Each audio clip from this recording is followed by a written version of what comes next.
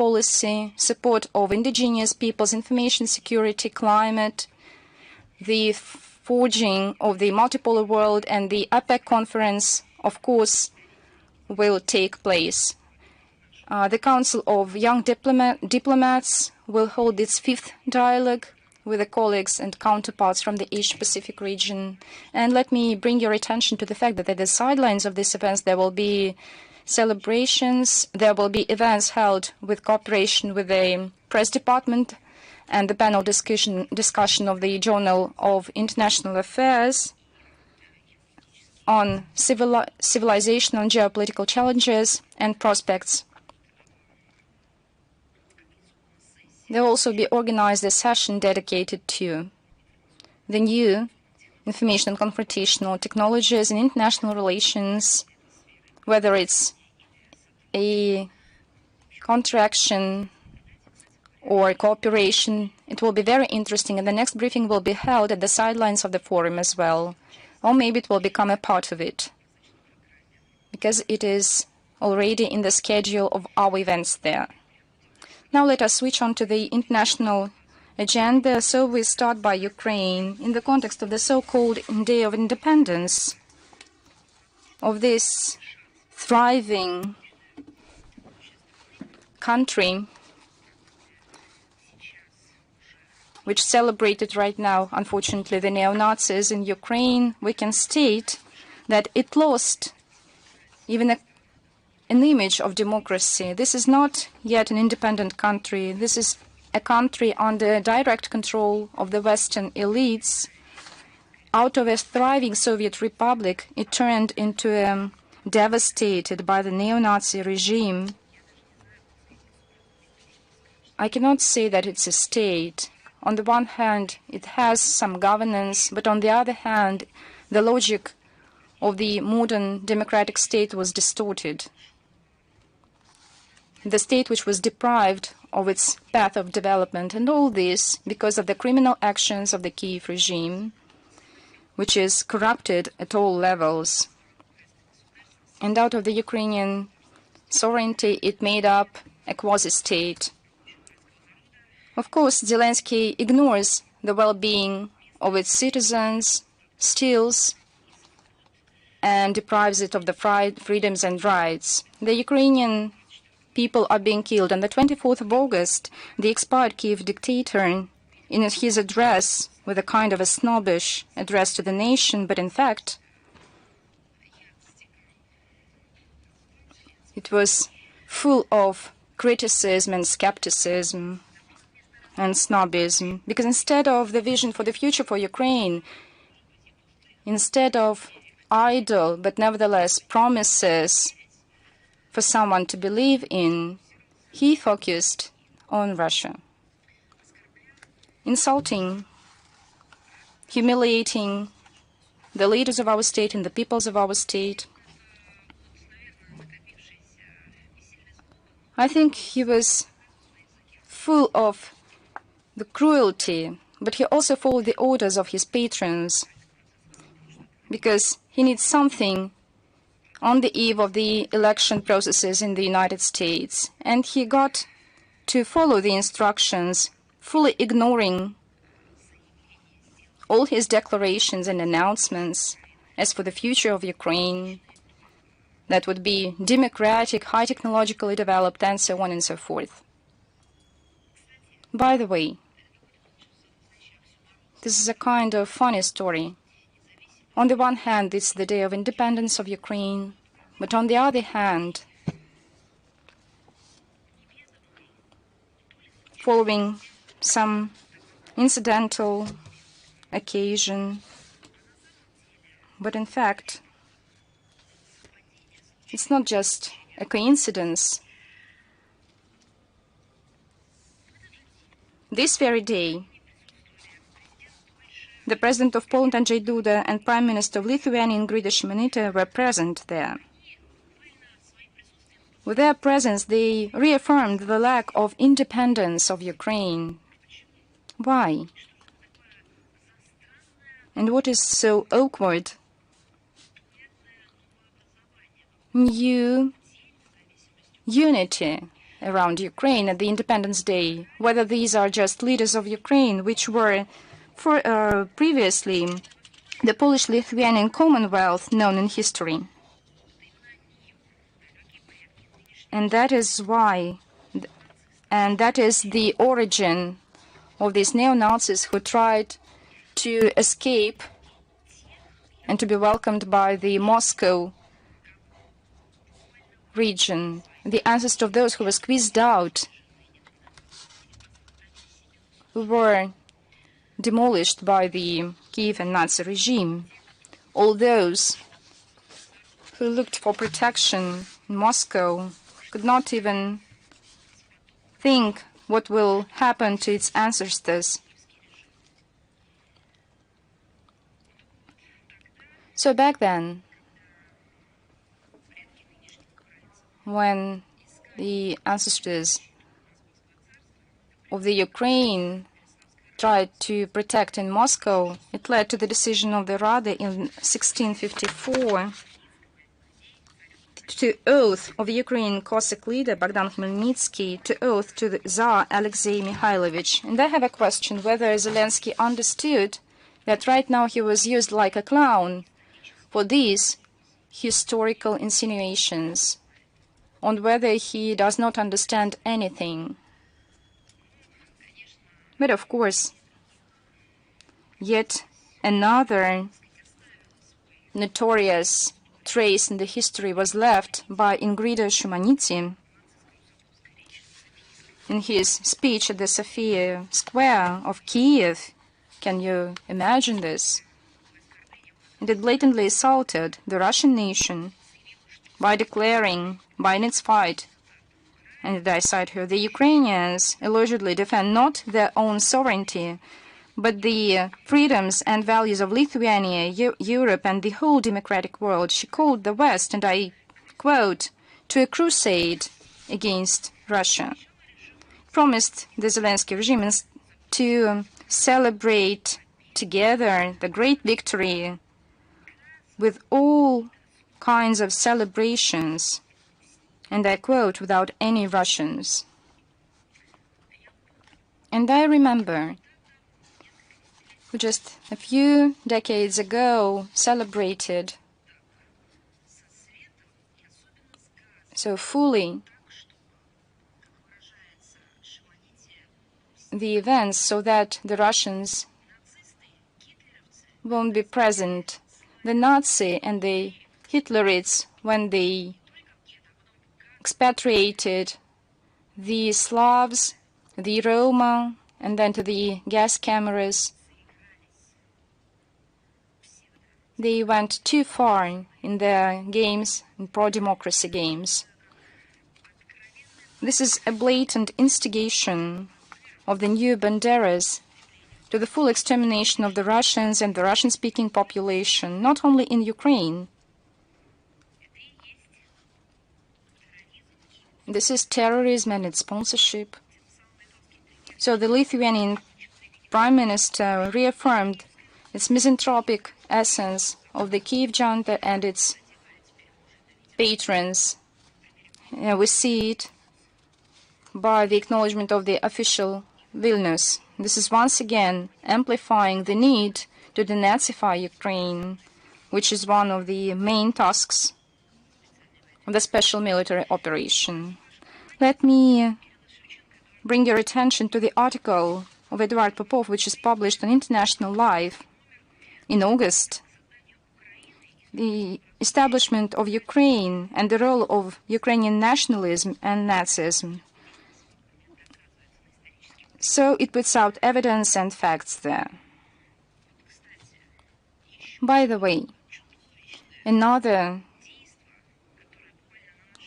deadly action committed by the Kiev regime to the independence, there was another diabolic act of Zelensky on the protection of the constitutional order on religious organizations, but it does not contain any aspect on the protection of the constitution or regulating its activities, of the activities of religious organizations. It's aimed at dismantling the Ukrainian Orthodox Church. But in fact, it has about 1 million parishioners. The Kiev regime de facto acknowledged its anti-humane nature and full dependence on the whims of its Western patrons. Zelensky committed a blasphemy by adopting this anti-church law, saying that the Ukrainian Orthodox Church tries to liberate from the Moscow, as he said, devils. Can you guess it? And who is he? He is an antichrist, in my opinion. Zelensky is a self-proclaimed leader and expired right now. Apart from complicity from the demolishing of the huge Orthodox Church, he showed himself as a godless man who completely ignores the feelings of those who believe in God. No man in the world who truly believes in God, professing any global religion, would never do so. De facto, he cares about the interests of Washington, who funds it, and of course follows the orders of those who does not accept the Orthodox Church and who bears plans to destroy the Ukrainian Orthodox Church in Ukraine. We see it's not the case about Ukraine. I think it's everywhere. The Christians and Orthodox Christians are being persecuted in the last decades. The establishment of the framework to ban and eliminate the Ukrainian Orthodox Church amplifies the further degradation of the situation with the human rights in Ukraine. I am compelled to talk about this because there is an international legal language, but we understand that it's not just a degradation and not just human rights. It's just an abyss into which all the Nazi regime had fallen. We are talking about the blatant provocation and breach of the freedom of speech and belief, accompanied by the thefts of the clergy, temples, not the thefts, not the lootings, which had been practiced in Ukraine for a long time ago, but the temples are being looted. They are turned over to the pseudo religious organizations. They intimidate parishioners. This barbarian actions is fraught with other division of this sick Ukrainian society, sick by the criminal regime of Zelensky. Kiev continues to persecute the clergy for political motives basis. It's not just a kind of misinterpretation in these are just political motives. In its repressions, the Nazi regime completely ignores, for example, the 22nd of August, at the other meeting of the court, the police even took the seriously ill monk Pavel of the Kiev-Pechersky Lavra. He's incriminated of a treason and incitement of interethnic hatred. As a result of such awful pressing, the health condition of this old clergy became worse, and he was placed in hospital. No one who tortured on ethnic based, on the basis of the language or belief, who was tortured, humiliated, and beaten by neo-Nazi, for example, even groups or some individual criminals, no criminal cases were initiated. No. But instead they have found this criminal. It is becoming increasingly clear that the Kiev regime is terroristic in its nature. The Western masters push their Kiev puppets in order to prolong their reckless activities in the Kursk region. Head of the European diplomacy, Josep Borrell, declared on the 21st of August that lifting restrictions for the use of opportunities and capabilities against Russian militaries would apparently lead or allegedly lead to strengthening the defense capabilities of Ukraine and saving lives. What I'm sure of is this. If this statement had been broadcast in Ukraine, Borrell would not be particularly popular among Ukrainians. On the 22nd of August, Sabrina Singh, deputy official spokesperson of Pentagon, said that the approach of Washington is making it possible for Ukraine to commit counteroffensives in order to protect border regions against Russian attacks. Now, according to the head of the defense agency of the U.S., is ready to discuss with the Ukrainian side whether the army of Ukraine is going to uphold the regions in the Kursk region, the territories in the Kursk region. How can we speak about peace? We all see what's happening in the region. Is it about negotiating a peace at the negotiating table? But whom can we conduct negotiations with? With those who insult and humiliate women and elders? Who is going to enter negotiations with Zelensky? In reality, of those statements by Borrell and by the representatives of the Pentagon are nothing else but justification of the crimes committed by the Kiev regime. That is exactly the sponsorship of terrorism. Why am I talking about sponsorship? Because it is a legal aspect, and in Western countries it is one of the most serious crimes they keep talking about. So it turns out they themselves commit such a crime. So it's not surprising that on the 23rd of August, the New York Times made reference to U.S. officials and quoted them as saying that the U.S. and U.K.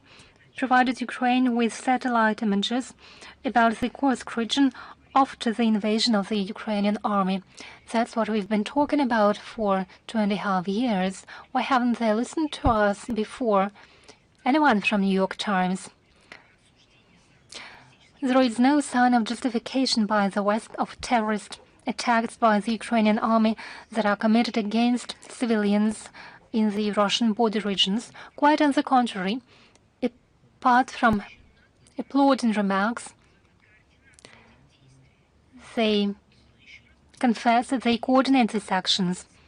I'll reiterate, it is exactly the establishment of a terrorist organization in the form of the Kiev regime and then sponsoring and financial support of this organization. Now let's turn to the crimes of the Kiev regime. There have been lots of evidence of crimes committed against civilians by the Kiev regime. As a rule, I refer to the Russian law enforcement agencies, but now let me share with you the Western statistics of Journalists Without Borders. As a rule, they never say anything good of our country. However, they have already counted more than 1,000 uses of the use of Nazi symbols by Ukrainian militaries in the Kursk region. The commanders of the Ukrainian army give direct orders to kill civilians and loot the Russian regions. There are lots of cases when Ukrainian soldiers looted residential areas, crosses, in Ukrainian internet auctions. You can now find antiquities such as icons stolen in the Kursk region, and there are often references that those are trophies. There are lots of pictures of civilians from the Kursk region who couldn't be evacuated. Many of them were shot directly. Thus, we see the deliberate nature of crimes and atrocities committed by Ukrainian Banderovites in the Russian territory. It is obvious for the world audience that the Ukrainian army is responsible for severe crimes. The Kiev propaganda can by no means conceal the truth. Against this background, it is particularly cynical that Ukrainian propaganda tries to forge fakes about careful, as they presented, invaders who have invaded our territory. According to those propaganda statements, they help local people solve their problems. However, these fakes are being revealed very quickly. Attacks against the Kursk region involve foreign mercenaries. US mercenaries, for example, have uploaded on the internet the pictures of them being located close to a place where children were playing, so they are ready to use children as a human shield, just as Nazis did. I would like to note that on the 24th of August, in the city of Kramatorsk, that is under Kievan control, Ryan Evans was killed. He was a security advisor of the raid agency, was a former member of the MI6. It is a clear sign that special services of Western countries send journalists of the media they control in order to conduct anti-Russian information campaigns. As you understand, it has nothing to do with journalism. It is interesting that, along with this advisor, other foreign mercenaries were killed. The investigative committee by the Russian Federation is gathering evidence in order to bring to justice military criminals, including mercenaries from the Ukrainian army. On the 19th of August, a military from the nationalist Azov unit that is prohibited in Russia was charged with criminal attacks against civilians in Mariupol. On the 27th of August, U.S. citizen Mr. DeVere was charged with military actions against Russian militaries, and a warrant arrest, an international warrant arrest, was issued. Those are just a few examples. No one will escape justice. Ukrainian nationalists, as we understand it, are not going to stop their terrorist activities against civilians in the Russian regions. On the 21st of August, the Ukrainian army committed a massive attack with the use of 45 UAVs drones against Moscow, the regions of Belgorod, Bryansk, Kaluga, and Kursk. They all were eliminated, those drones were eliminated with the air defense systems of Russia. On the 22nd of August, they attacked a ship that was transporting fuel. 17 people were rescued and 4 were injured. 1 is missing. On the 25th of August, the Ukrainian army shelled a city in the Belgorod region. 5 people were killed, 14 were wounded, including 3 minors. The Kiev regime is directly involved to the criminal activities. That is something that officials on other continents state. On the 20th of August, Mali and Niger, that had previously broke the diplomatic relations with Ukraine, called upon the UN Security Council to take measures against Ukraine as it supports international terrorism. The destructive activities of the armed forces of Ukraine in Africa were condemned by Senegal. And we see that in its agony, the Kiev junta continues to demolish the monuments honoring fighters against fascism. The scale of these vandal activities is tremendous. Just think of it, on the 21st of August,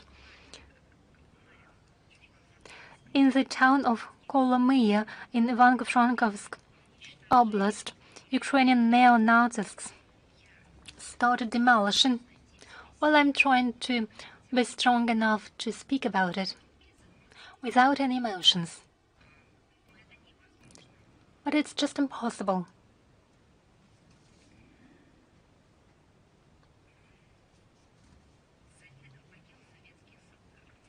They started demolishing the burial places of 570 Soviet soldiers. That is what they do in the Ivano-Frankivsk region. Why do you think how they call it? Because you have to invent a name for it. You need to find an explanation or a sort of label for it. The Kiev regime has called these barbaric actions exhumation activities. I reiterate, think of it. And the Square of Sorrow, they are demolishing a mass burial of 570 Soviet soldiers. I've seen lots of different movies against different wars. I've seen many atrocities and many documentaries on this regard. But it is something that is beyond the common sense. I'm not talking about morality. It's just beyond common sense.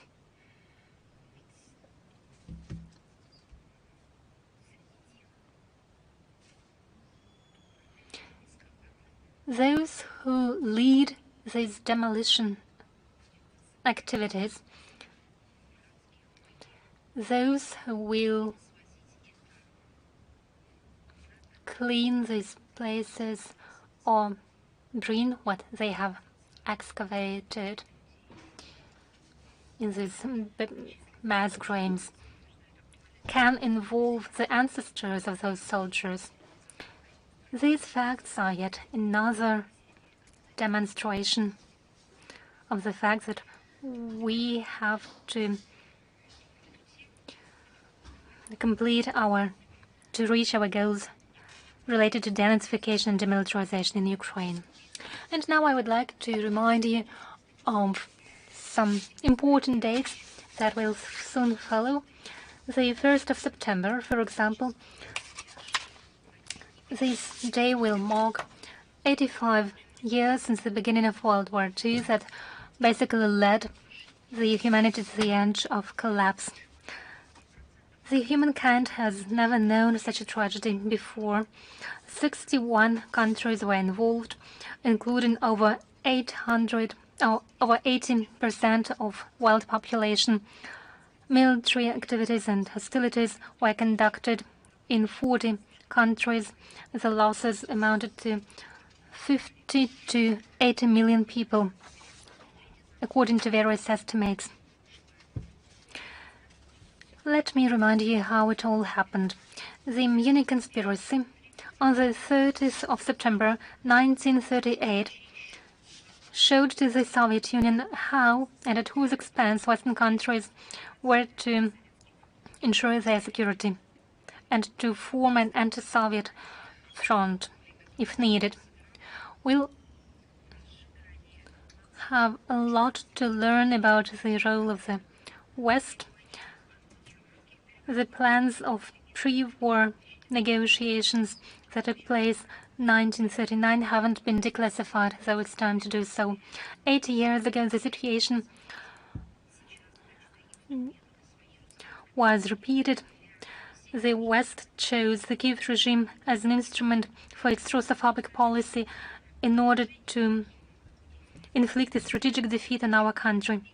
Today, the West insists that Kiev continues its military activities and confirms its involvement in the conflict, as George Bush, this junior, said, as many Russians should be killed as possible.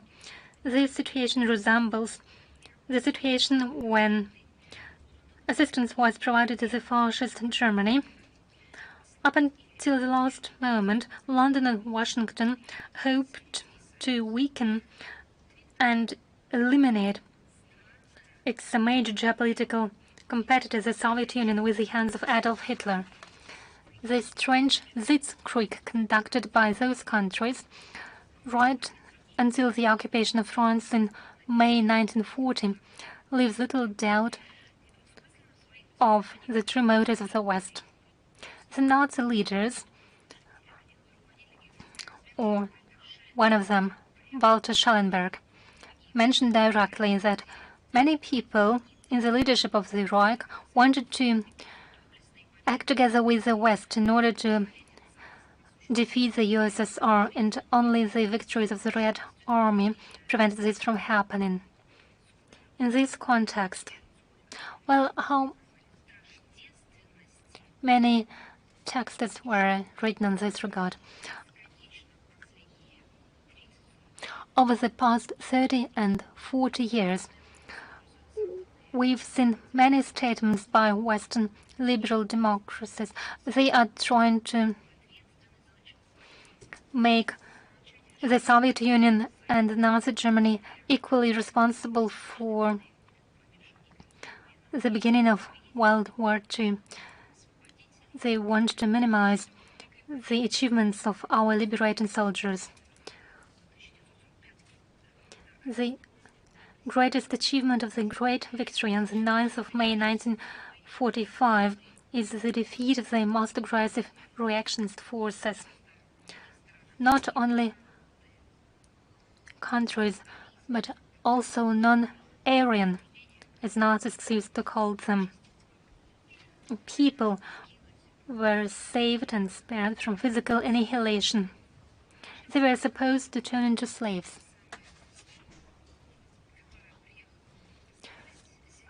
Who was her name who came to celebrate Zelensky? Ingrida Shimonita was her name. She said it was time to celebrate the victory with energy, with gas, with light, and without Russians. That's exactly what they wanted to see 80 years ago. The victory over the Nazi Germany and militaristic Japan contributed to the national liberation movement, the dismantlement of the colonial system, and laid the foundation for a true and just world order under the aegis of the United Nations.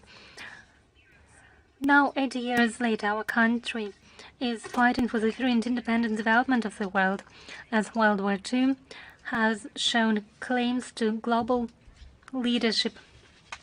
In the past, were defeated as they faced the resilience of our Russian soldiers. Now let's talk about historical fakes in the execution of some foreign leaders. On the 23rd of August, on the occasion of the revisionist date, the European date of the Remembrance Day, the President of Romania, Klaus Iohannis,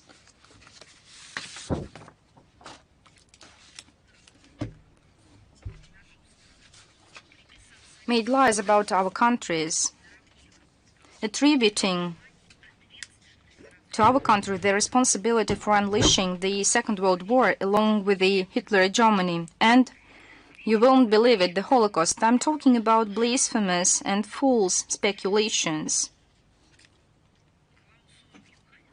Klaus Iohannis, the President of Romania, and all those who wrote a speech for him should remember the Munich Agreement of 1938, which de facto signaled Hitler to invade Europe and for the Roman army in the period between 1941 and 1944 in the war against the Soviet Union on the side of Germany, and the genocide of the Roma and Jews by the Roman state. Let me remind you, on the 29th of September 1938, Hitler invited Benito Mussolini from Italy, Neville Chamberlain from the Great Britain, and Edouard Daladier from France, and they decided the destiny of Czechoslovakia.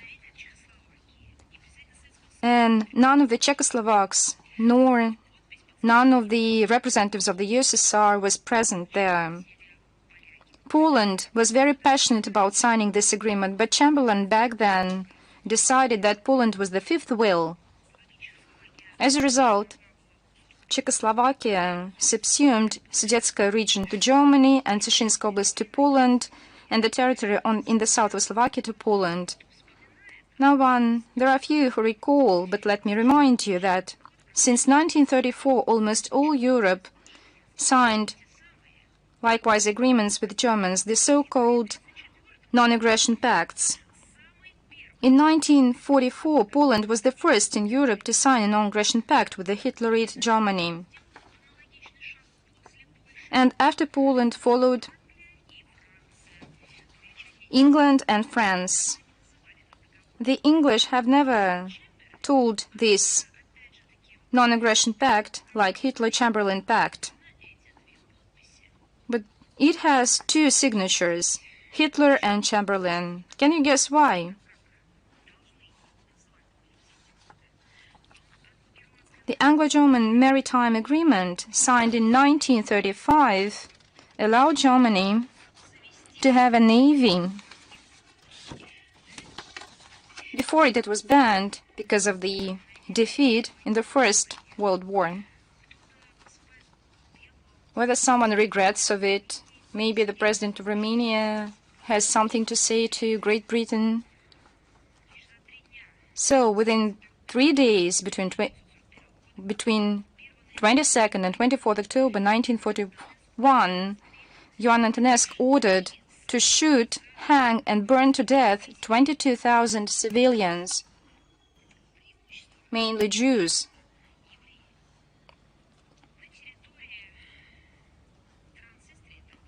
In Transnistria, this is the former Moldavian Republic, the Romans equipped some concentration camps which claimed lives of thousands of the Roma and Jews.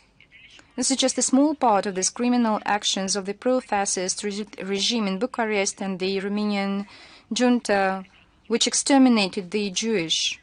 Maybe the president of Romania, Klaus Iohannis,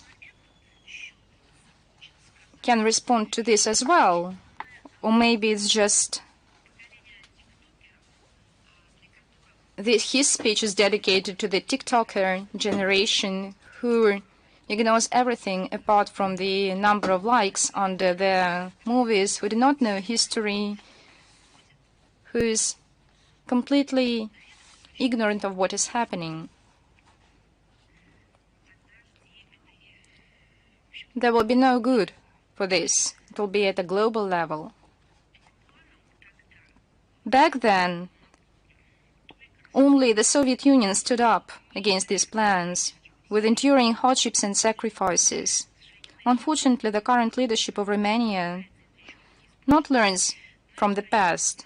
It slips into a tippling to distort history and to justify the Nazi criminals. And I will repeat, this won't make any good.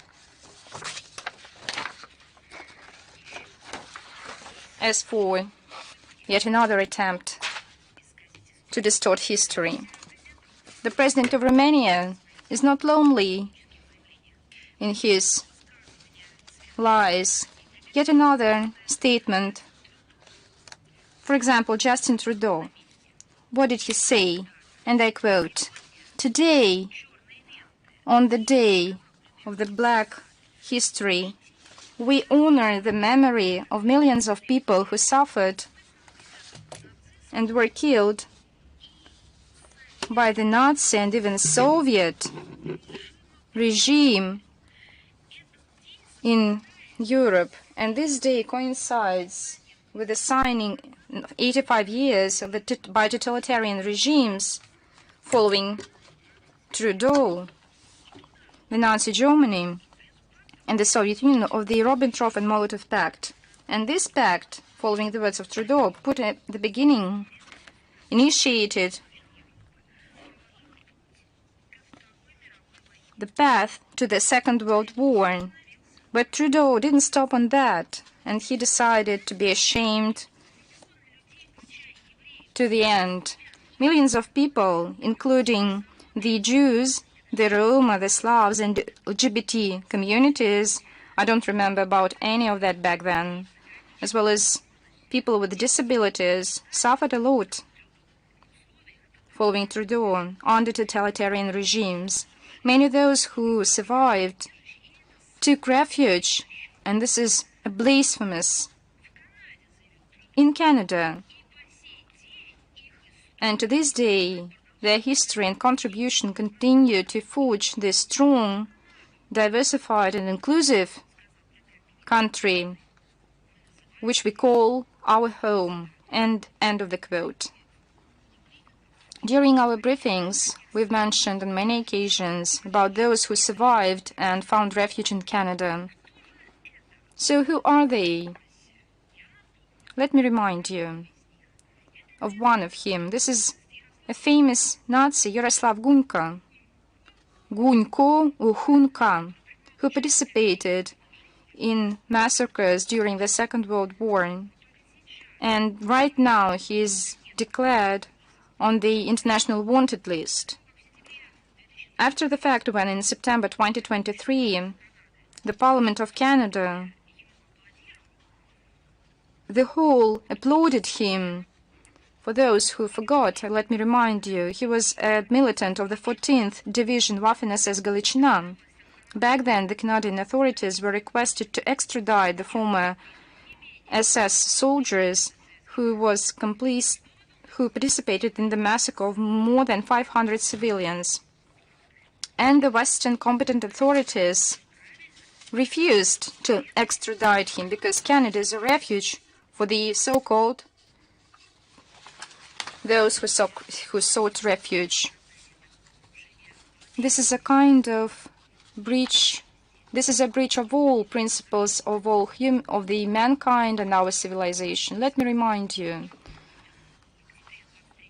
following the materials of the initiated proceedings, Yaroslav Gunka, being located in Kutopinyansk, this is the former settlement in the Lvovsk region, participated in the massacres of civilian Soviet citizens. Last week, following the efforts of this Prosecutor General's office and the National Bureau of Interpol of Russia, succeeded in including the Ukrainian Nazi in the wanted list, and 15 member states were engaged in these procedures. Interpol took about 10 months to endorse this decision and to incorporate this former SS in the wanted list. Nevertheless, we are happy to welcome the examples of commitment of Interpol to the punishment of the Nazi criminals, irrespective of when they happened, including their prosecution, and hopefully that in the current world, Interpol, with due account of the principle of neutrality, will remain the most effective mechanism in fighting the criminals and ensuring international security. I'm persuaded that all the Nazi criminals who committed bloody crimes against civilians will be held accountable for their atrocities. By the way, and how everyone with one voice, I mean the leaders of Canada, Romania, were telling us about the alleged complicity of our country to the beginning of the Second World War. I cannot quote But what can the President of Romania or Prime Minister of Canada can say about, we will celebrate the 85th anniversary of the Japanese troops in Halkingol. Have they heard about the atrocities by Japan in the region back then? Let me remind you, the hotbed of the armed conflict in the Far East in the beginning of the 1930s was provoked by Japan, who bared aggressive plans to occupy the mainland. Between 1931 and 1937, Japan decided to capture Manchuria and occupied more developed industrial regions of China. Whether anyone wants to recall to the leaders of Canada and Romania these events, when will they call Japan militarist country and totalitarian regime? When this will happen? Then Japan didn't hide, openly announced their plans to invade the part of Mongolia and the Soviet Union. The security of the far reaches of the USSR was put at risk. In response to border provocations of Tokyo, Moscow decided to bolster its military and technical cooperation with the Mongolian authorities. On the 12th of March 1936, in Ulaanbaatar, there was signed a protocol on mutual assistance. By the way, this protocol irritates many people in the West. The Soviet Union back then declared that it will protect the Mongolian borders as its own borders, and in September 1936, at the request of Mongolia, it deployed its troops there. In July and August 1938, on the Soviet-Manchurian border, there were more and more frequent incidents turned into an armed conflict in the Kazan Lake. Since January 1939, the actions of the Japanese aggressors intensified on the Mongolian border. The first open invasion in Mongolia took place on the 11th of May to the east of River Halkingol.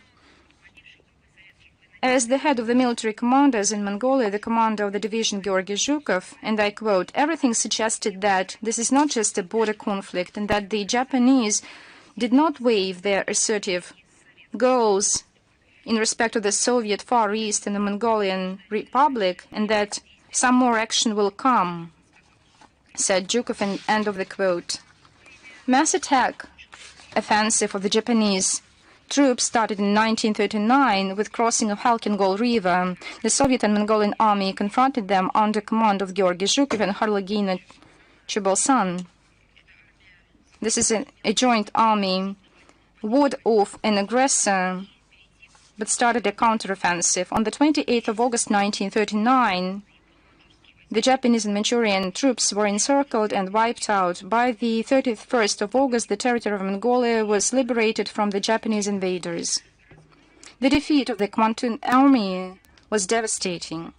The losses of Japanese in the battles in Halkingol between May and September 1939 amounted to more than 60,000 those who died, wounded, or captured prisoners. About 660 airplanes were splashed. For the wise leadership and the courage against the Japanese invaders, for the courage, a 42-year commander, Georgy Zhukov, on the 29th of August 1939, was honored as a hero of the Soviet Union.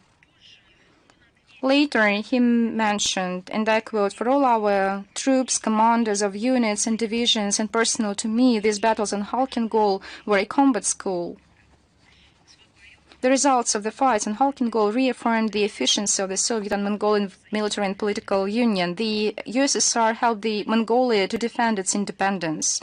The lessons learned by the Japanese aggressors not only prevented their further provocations, but deterred Japan from entering into war against the Soviet Union on the side of the fascist Germany. The memory on the defeats and the friendship of the Soviet Union and Mongolia will remain nowadays. In August 2009, there was a road show, a documentary on the backs of Halkingol. This film tells us about the historic significance and details of this military and political conflict. This film cites many narratives as well as comments of the veterans and historians. In August 2014, under the joint project of Russia and Mongolia, there was established a postal mark, 75 years to the victory of the Soviet and Mongolian army over the Japanese aggressors, dedicated to the events of Khalkhin. Now, I would like to take the occasion to express my pride that my grandfather, Vladislav Machulka, participated in these hostilities, defending our country and the security in that region. And about the Japanese militarism, I would like to say a few words. And the West, who always remember the Ribbentrop and Molotov agreement, ignores this fact. Before the Day of Military Glory of the 3rd of September, let me please once again reflect on the crimes of the Japanese militarism. We have reiterated on several occasions that not all crimes have the statute of limitation, and the procedural proceedings to punish all those responsible continue. The Prosecutor General's Office of the Russian Federation informed on its decision to revoke its previous decision on justification of the Japanese citizen Sugeo Yoshikawa. He was incriminated acts of sabotage in industry facilities on the Sakhalin Island and the espionage against the Soviet Union. In 1989, Sugeo Yoshikawa was justified because it was decided that all accusations were politicized. However, during additional studies of the case, his actions were recognized as crimes. Let me focus that they were committed when he entered our country illegally in September 1945, after Japanese signature on the Act of Surrender. This is a very telling example amid permanent speculations on the so-called atrocities of the Red Army during landing operations on the Sakhalin and South Kuriles Islands, as well as accusations and atrocities of the Soviet government against local Japanese living there. It was quite the opposite. Even after its surrender, Tokyo continued its crimes and organized acts of sabotage against the USSR, not admitting its fault for the aggression in the Far East. And why? Because it followed the policy of Washington. We will continue our efforts to reveal the historic truth on this subject. We will participate actively in the celebrations on the occasion of the 79th victory over the militarist Japan and the end of the Second World War, and elaboration of the program of Jubilee celebrations in 2025. Then, right now, let us reflect on the revision of the historic memory. We see intensified attacks on the memorial work of Norway, on the work of our diplomats, following the mayor of Kirkenes, who made a scene on the wreath-laying ceremony. The mayor of the North Norwegian commune, Vardø, grumbled in the mass media. In particular, he announced plans to demolish 3 monuments on its territory to honor the Norwegian partisans who fallen in the fights with the Nazi German. He believes that these monuments are used, can you imagine, to ensure the Russian propaganda by the Consul General's office in Kirkenes. And I have a questions to this mayor of the North Norwegian commune, Vardø. Whom do you feel affinity with? With Nazis, with SS people? The fact that these memorials were erected with participation of Russian representatives is also a source of irritation for the mayor. Their own obelisks, according to the statement, have no historic value and are subject to demolition. But who has tried to assess the historical value of an obelisk? Do they have any register? Is it judged by their price, or should there be any auction? Is it Sotheby's that should determine the historical value of a memorial that commemorates the memory of heroes of World War II? They are priceless. Why? Because they have already been paid with, and the price is high. Those are the lives of people. Fortunately, there are sound voices that call to refrain from rewriting history and the blasphemous treatment of the memory of Norwegian partisans. Their contribution to the fight of German fascist occupants hadn't been recognized for a long time. However, the probability is high that they will be labeled as conductors of the Russian propaganda. From our part, we stress our commitment to cherishing the deed of citizens of all countries who fought for the victory over fascism, and Russian diplomats, wherever they are, will always cherish the memory of great heroes without any division according to religion, ethnicity. For us, all those who gave their lives, who rose shoulder to shoulder to defeat Nazis, those are heroes. Never did we divide them according to their nationality, and we will never do so. But there are good news too. In Slovakia, a delegation of the Russian young people is participating in commemorative events dedicated to the 80th anniversary of the Slovak national uprising. Representatives of Russia were invited by Prime Minister of the Slovak Republic, Robert Fico. He addressed President of our country with an invitation to send a delegation to the festivities formed of direct ancestors of the Russian participants of the uprising. This noble idea was highly appreciated and supported by the head of our state. And from the 25th to the 31st of August, our delegation is in Slovakia. The Slovak national uprising took place from the 29th of August to the 28th of October 1944. It is a symbol of the liberation movement of the Slovak people during World War II. The center of the uprising was the city of Banska Bystrica in Slovakia. It involved about 60 or 70,000 people, primarily those soldiers and officers of the regular Slovak army who took the side of the uprising, as well as partisans. The Soviet Union provided significant military assistance, supplying arms, munitions, medications to participants of the uprising. About 35 groups consisting of Soviet and Czechoslovakian partisans, counting more than 200 people, were deployed. On the whole, about 3,000 Soviet citizens fought in those groups in the territory of Slovakia. The celebration of the anniversary of the Slovak national uprising is an important event for Slovakia. The Russian delegation is composed of grand and grandchildren of such legendary participants of the uprising as Diane Morzin, Viktor Kolkin,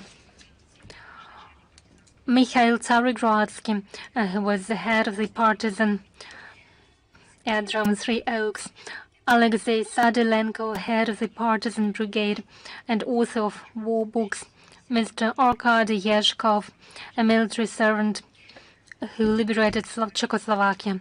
The Russian young people cherish the memory of their ancestors during their stay in Slovakia. The young people held meetings with representatives of the veteran and youth organizations and shared their stories of their grand and grandparents. This visit has become possible thanks to the good will and efforts of the government of Slovakia and Russian agencies such as the Presidential Office of the Russian Federation Foreign Ministry, the Federal Agency for Youth Affairs, the Russian Unit of Veterans, the All Russian volunteers of Victory Movement, the Federal Agency for the Commonwealth of Independent States, compatriots living abroad at international humanitarian cooperation. It was a sign of commitment of our people to the shared historic values, such as cherishing the memory of our joint fighting against Nazis and the great victory. We are grateful to the Slovak leadership and local authorities. For many European countries, I have referred to them here today already. Unlike some countries I've mentioned today, Slovakia cherishes the memory and the contribution of the peoples of the Soviet Union to the victory. And another important topic, we have a history briefing today, and I promise that I will take your questions on the ongoing events.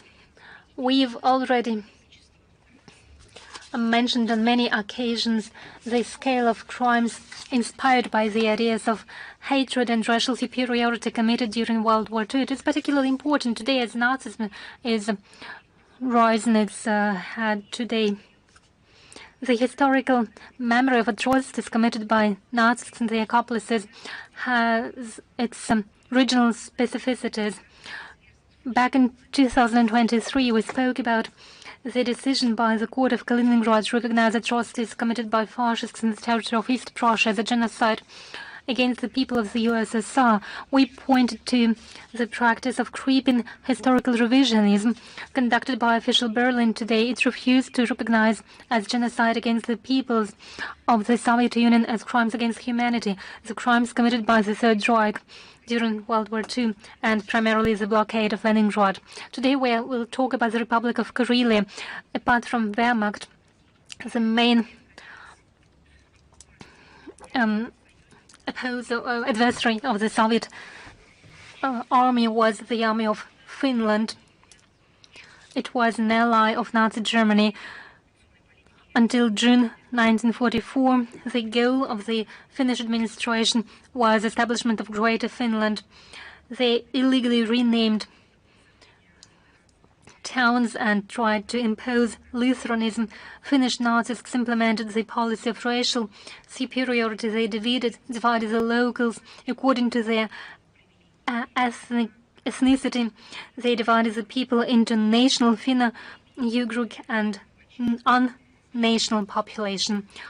Well, you can guess where these policies have led them.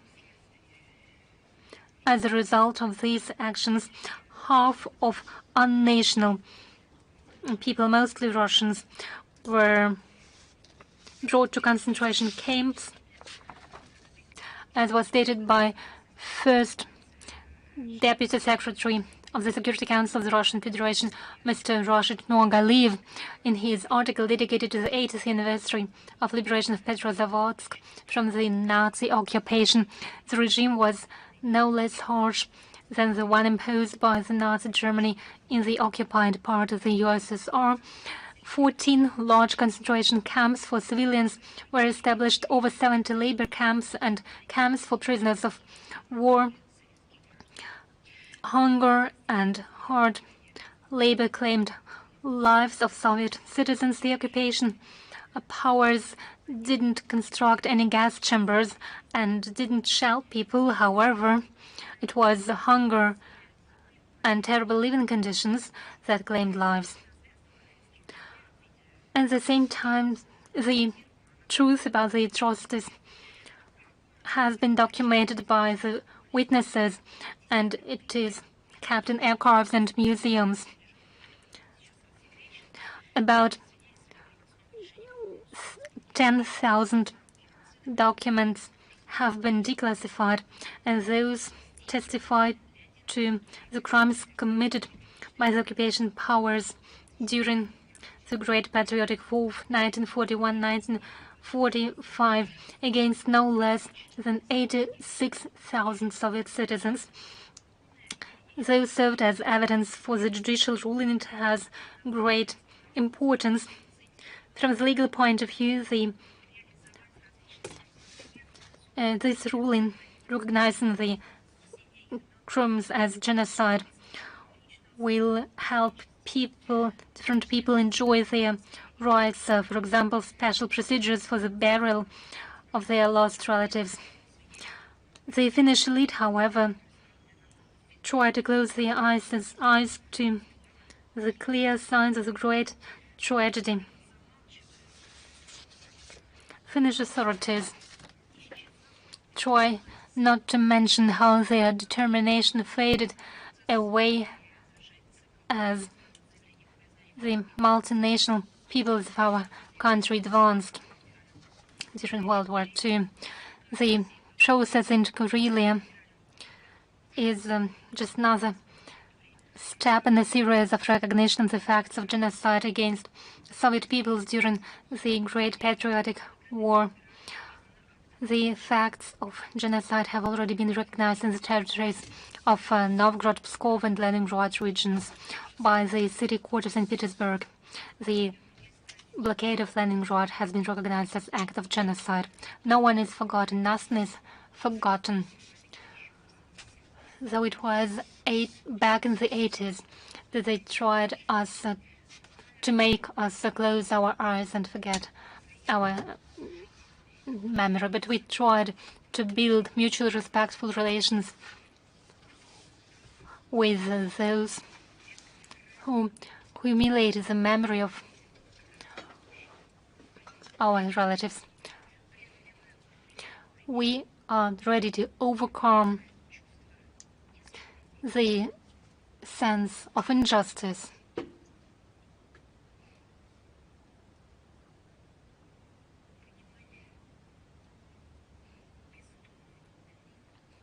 and we understand the enormous suffering that was brought to our peoples. But nonetheless, back then we were ready to pursue cooperation. What was done to us, to our open soul, to our extended hand, you can see it by yourself. So yes,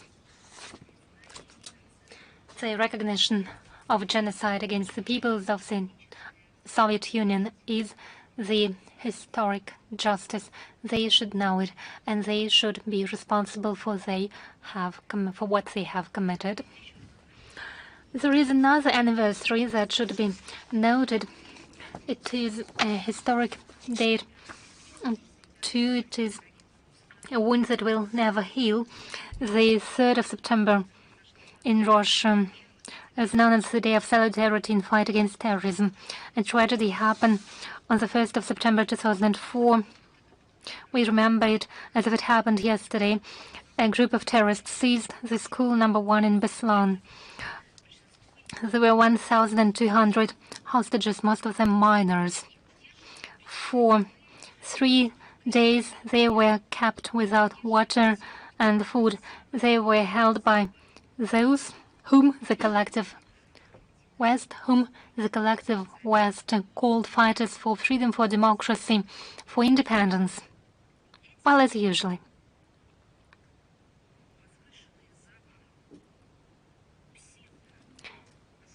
Those pseudo-liberators hailed by the West kept children in a school in Beslan without food and water for 3 days.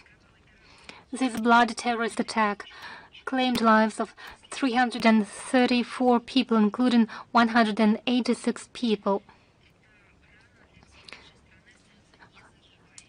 For all of our country, this wound is still bleeding. It will never heal. Those who have visited North Ossetia have seen how the local population cherishes the memory of those who died. In 2004, the terrorists, encouraged by Western masters, tried to destabilize our society. It was not a sole targeted attack. It was not a local attack. It was a targeted assault, targeted attack. Children were in the focus of terrorists, those who came to celebrate September the 1st with an open heart.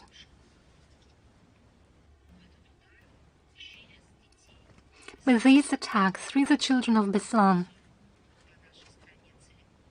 hit our entire country.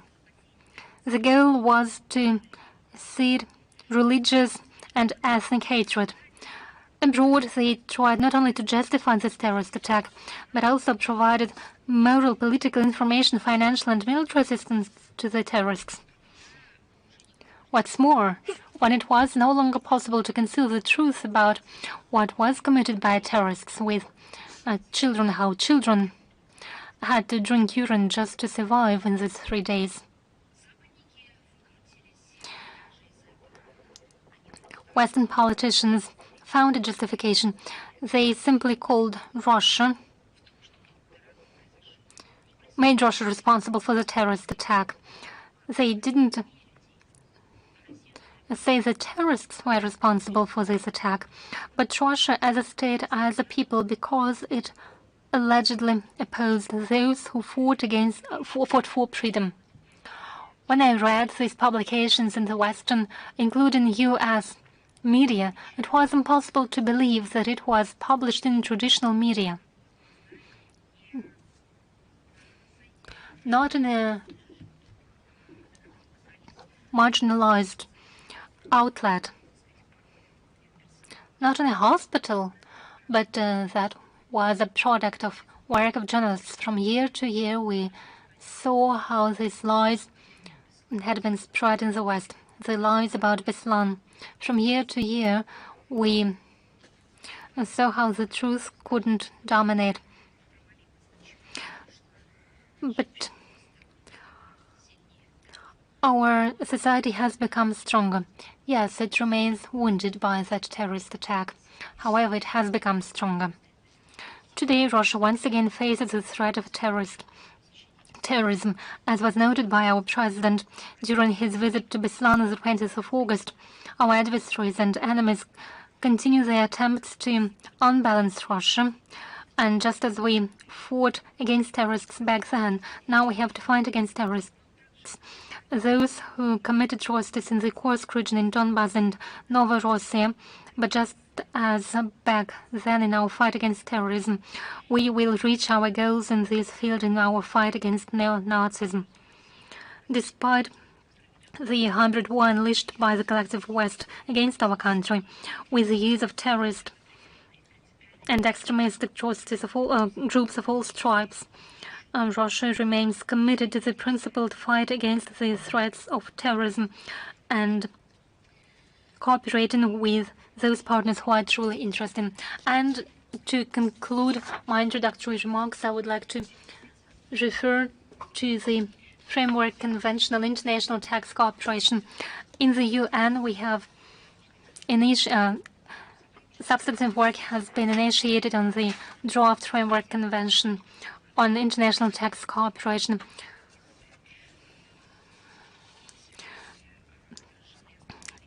The respective document reflects the key elements of a future international agreement.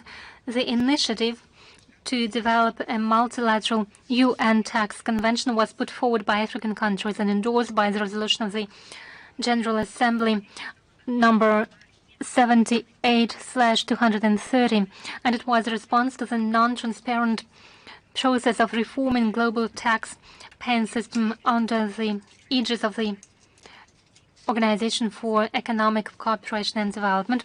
The reform was launched back in 2013 during the Russian presidency in the G20 in order to harmonize international tax rules regulating the activities of transnational corporations. Initially, it was expected that participants of the global community will create an undiscriminating and transparent and clear tax system. However, the Western countries privatized the negotiating process and deprived most of the countries, and in 2022 the Russian Federation of the possibility not only to participate in the discussions, but to participate in the discussions. The outcomes demonstrated that the rules they had negotiated only aimed to serve the financial interests of our country. Of course, this is an admissional approach. Of course, the West hurdles to bring the discussions on taxation to the United Nations, and Washington and its satellites continue to hinder this work, block constructive initiatives on the meaningful content of the future tax agreement and seeking to wrap up the negotiation process. During the August meeting, they actively sought to bring these negotiating debates as a periphery event in terms of OECD.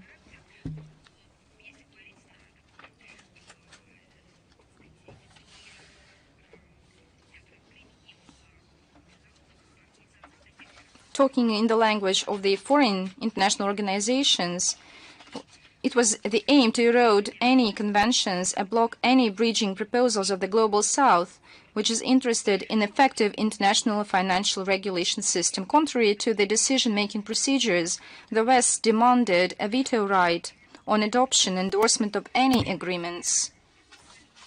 They behaved like usual, trying to dictate their own rules in order to preserve their dominance in international tax and fiscal interrelations.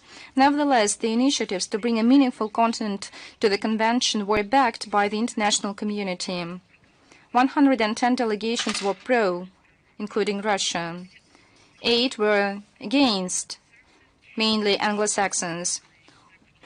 All amendments initiated by the West were denied. With the scope of this tax document, the overwhelming majority has a hope for a true democracy of international tax cooperation, inclusive, just, and effective global tax system, as well as expanded opportunities in funding of national development projects. The results of this session showed that the international tax system becomes one of the spheres which forms gradually the financial and economic fundamentals of the multipolar world, free of sanctioned dictatorship and discrimination. Russia will continue actively participate in drafting the new tax rules and regimes along with its partners from the global majority at the United Nations on the basis of equality and interests of each other.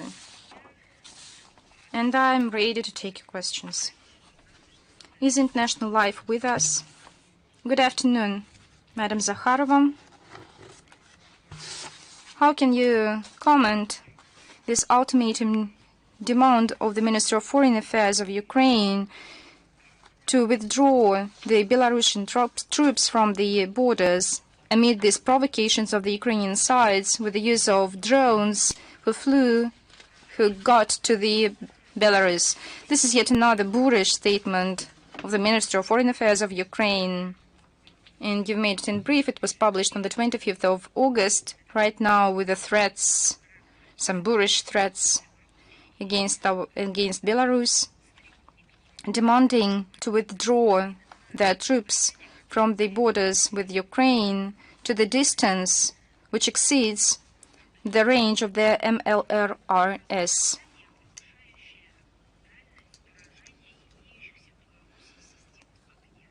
Of all the weapons, and the end of the quote.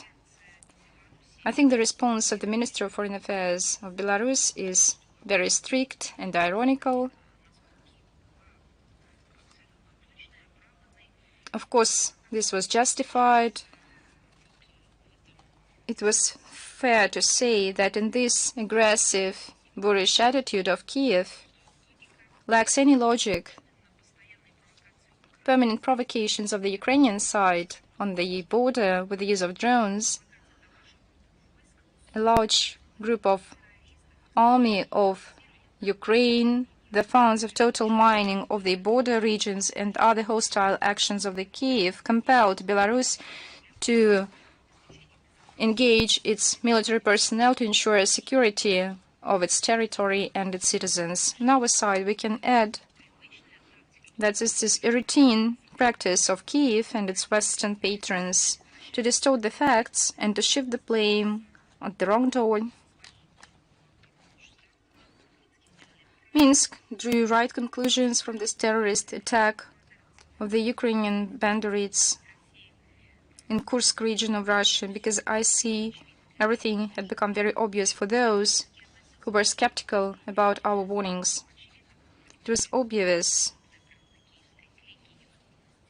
And the Kiev inclination to ventures is very obvious. Amid provocations of the Ukrainian junta on behalf of the Western political scientists, to attack not only Russia, but if needed, Belarus, of course,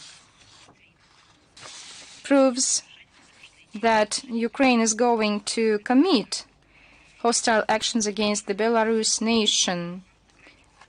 In its policy to strengthen defense, the neo-Nazi Ukraine, the Belarusian allies follow their commitments to prevent any attacks against Russia. And I think that this démarche undertaken by illegitimate Zelensky regime against Minsk is far from reality. He miscalculated in his plans, and the situation of the Ukrainian army along the front line is becoming more and more difficult with every passing day, and Kiev decided to resort to their lovely practice, this public hysteria, in order to galvanize the world to it. I think we should remind to all these hotheads, but not so educated ones, that the updated military doctrine of the Allied States provides for the joint defense of our common border, to which our president pointed to. The document, it is laid out in the document, the firm commitment of the states to ensure military security of the Allied States with all the forces and equipment in place. As you know, there is a regional group of troops is deployed, as well as the group of defense systems and tactical nuclear weapons is in place. The practical implementation of any threats against Minsk is fraught with effects not for the Nazi Ukraine, but also for its patrons. So we would recommend NATO to take down the temperature about its puppets, who can draw with its actions the alliance into a wider armed conflict. Let me remind you that if Zelensky regime were interested in the peaceful negotiations, and there were a lot of speculations on his peace initiative,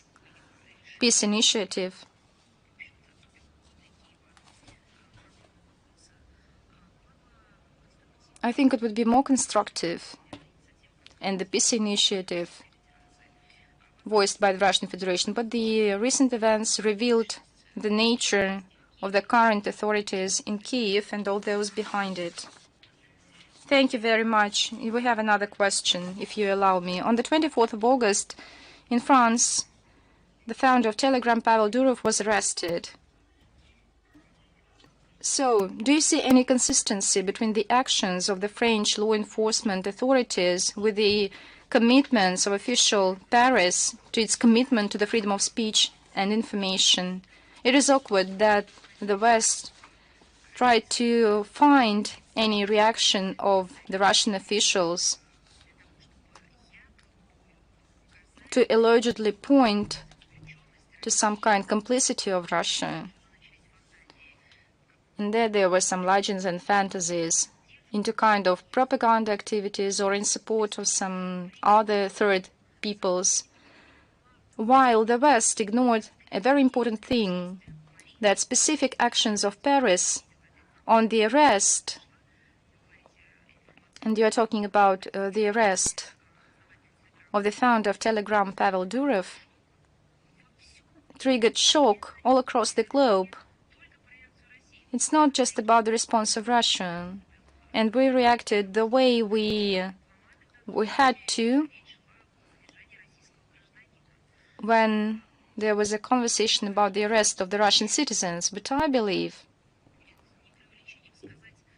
it would be suffice to say that it was a great shock by the actions of the collective West, perceived by the whole world. This is unprecedented shock reaction. For one reason, because the same acts undertaken by some other third countries, whether it's the global south or the global majority,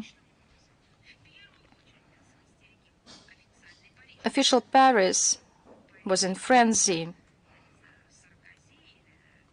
while Paris with Macron in power. Paris conducted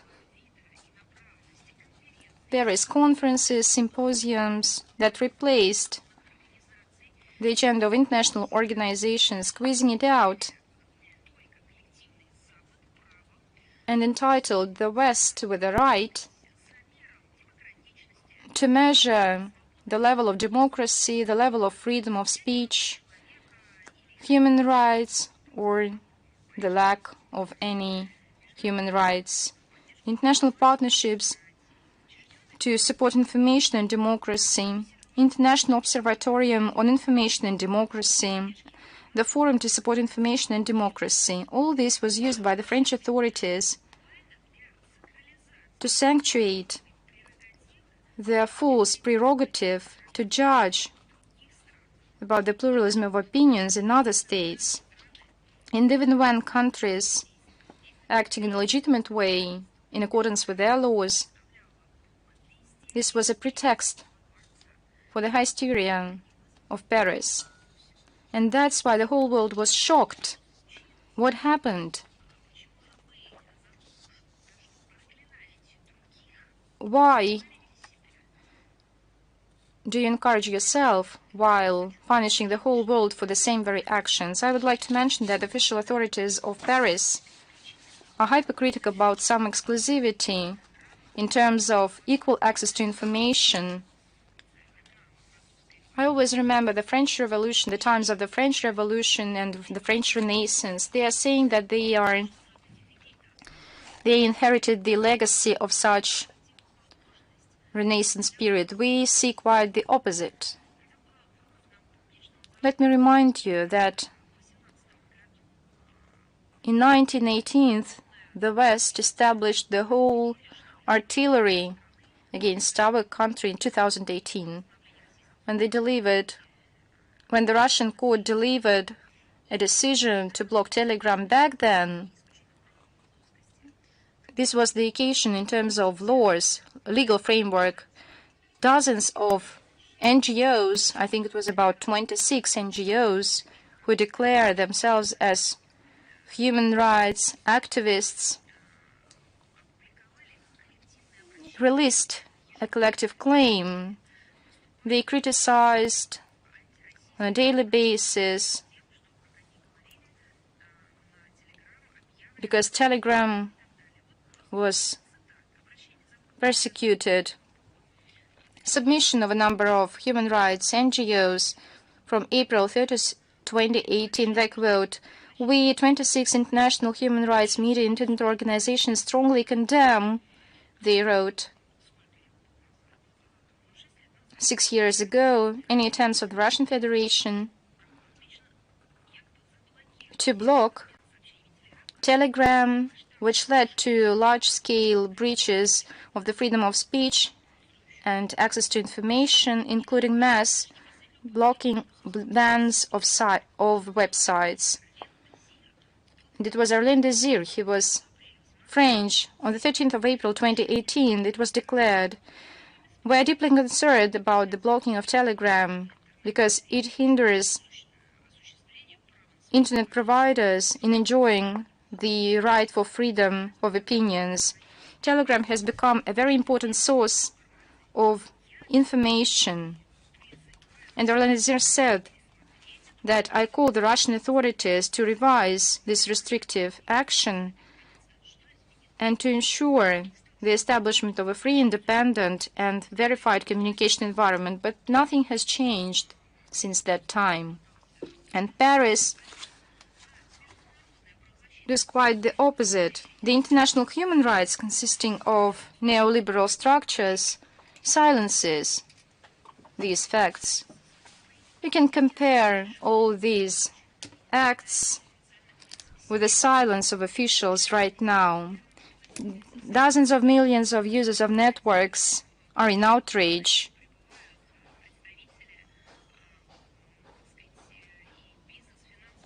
Business and financial communities are being shocked as well. And neoliberal elites are silencing. So, in this regard, the international legal agencies need to implement their mandate and to condemn the actions on the restriction on behalf of the French authorities.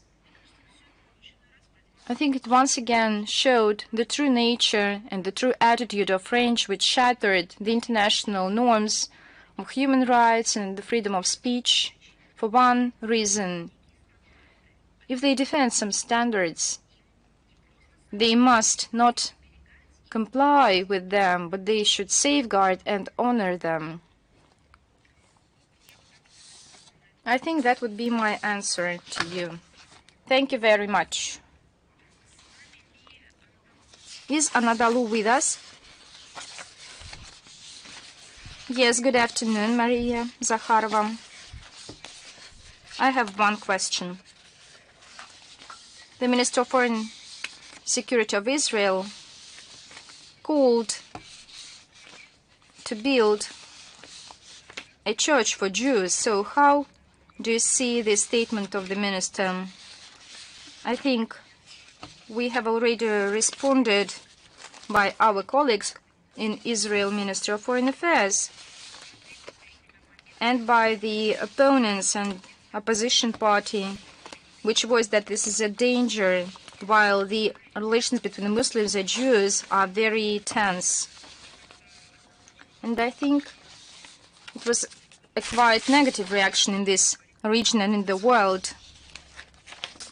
What can we add? His words are not just another manifestation and disrespect for those who profess Islam, and such statements breach the status quo of Jerusalem, sanctuary sites, holy sites, and they are being enshrined in the peaceful agreement of 1994. Unfortunately, such statements of those who stick to the religious Zionism, as well as such attacks of that Itamar Ben-Gvir and his compatriots who made Judaism religious rituals in Al-Aqsa religious organization. This is conducive to radicalism among Palestinians and undermine international efforts to de-escalate military and political tensions in the Middle East amid continued hostilities in the Gaza Strip. Thank you very much. Is RIA Novosti with us? Good afternoon, we are here. We have 3 questions. And the first question, Madam Zakharova, how can you comment on the decision of Switzerland to accede to the military mobility in order to ease the movement of the troops and military equipment in Europe? Is it consistent with the commitments of our countries to stick to neutrality?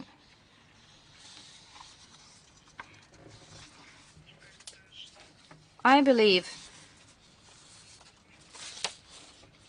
that we followed this process of modernization of the pan-European network of roads that would cover third countries, Iceland, Liechtenstein, Norway, and Switzerland, Western Balkans, the countries of the Eastern Partnership, South Mediterranean, and Great Britain and Turkey. This project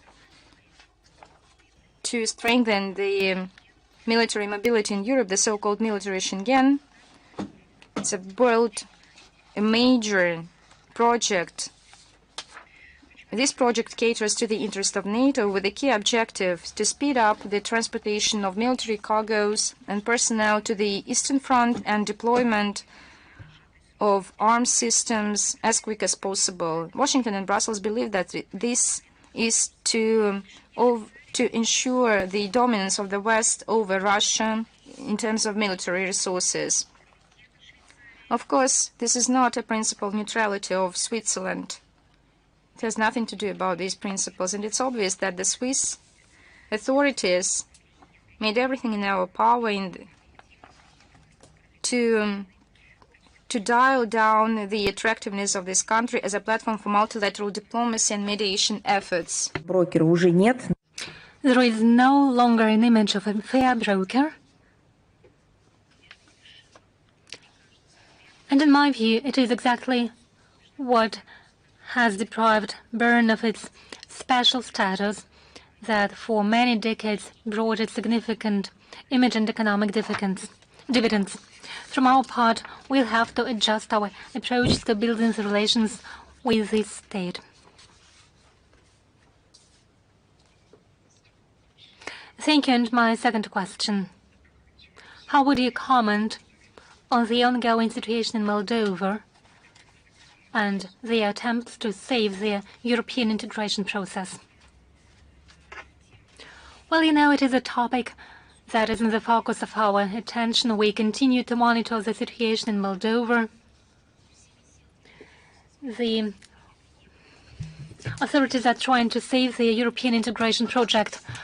I would like to say that it's not a real integration process, but it's rather a process aimed at demolition of its independence. And we took note of the recent statements by the ruling Acts and Solidarity Party that Russia, through its agents, I'm quoting, it's trying to compromise the referendum. The so-called European referendum is not a referendum as such. It is scheduled for the 20th of October, but it has compromised it a long time ago. Through what? Through the actions by the Sandu regime. The regime itself and the referendum now resemble a poor parody of a democratic expression of will. On the 16th of August, the Central Electoral Commission of Moldova hastily adopted a decree according to which only registered political parties and blocs can pursue agitation. Unfavorable opposition political groups like Pobeda are simply denied the registration, and when they file their documents, they have to say whether they in favor or against. So first you say whether you are in favor or against the decision, and then the decision will be made as to whether allow you registration or not. This violates some provisions of the Moldovan constitution. But when did it stop the Sandu regime that has already eradicated the Moldovan language in the constitution, and now it is gradually eroding the constitutional status of the neutrality? They spare no funds in order to promote the European referendum. They don't shy away from using the administrative tools. According to local media, the pro-ruling agitation campaign entitled Europe for You has already cost millions of dollars to the taxpayers. Common Moldovan people are primarily irritated by the fact that there is total corruption in the leadership of the country. As Moldovan experts point out, the ruling party hasn't been able to defeat corruption, and it was one of the main electoral promises of Maria Sandu. So having failed to eradicate the leadership, decided to lead the corruption. They are stuck in corruption, and statistics are telling. The number of registered cases of corruption in Moldova in the first half of the year has increased by 52%. Even international partners of Moldova call it one of the most corrupt countries in Europe. So who steals in Moldova? Simple people, whom we all know as those workers who come to our country to work here, who have demonstrated with their labor that they can earn money in an honest way. Of course not. Those are the clique that came to power under the motto of European democracy in Moldova. The West is allegedly concerned by the corruption in Moldova, and as a result, the flow of FDIs decreased by 3.4% in the first quarter of this year. Total incompetence of Moldovan authorities affects the social and economic development of the country. According to the National Statistics Bureau of Moldova, in January-June this year, saw a year-to-year decrease in export of goods of 12.8%, and imports decreased by 1.3%. In the first half of the year, there was a decrease in the volumes of the processing industry.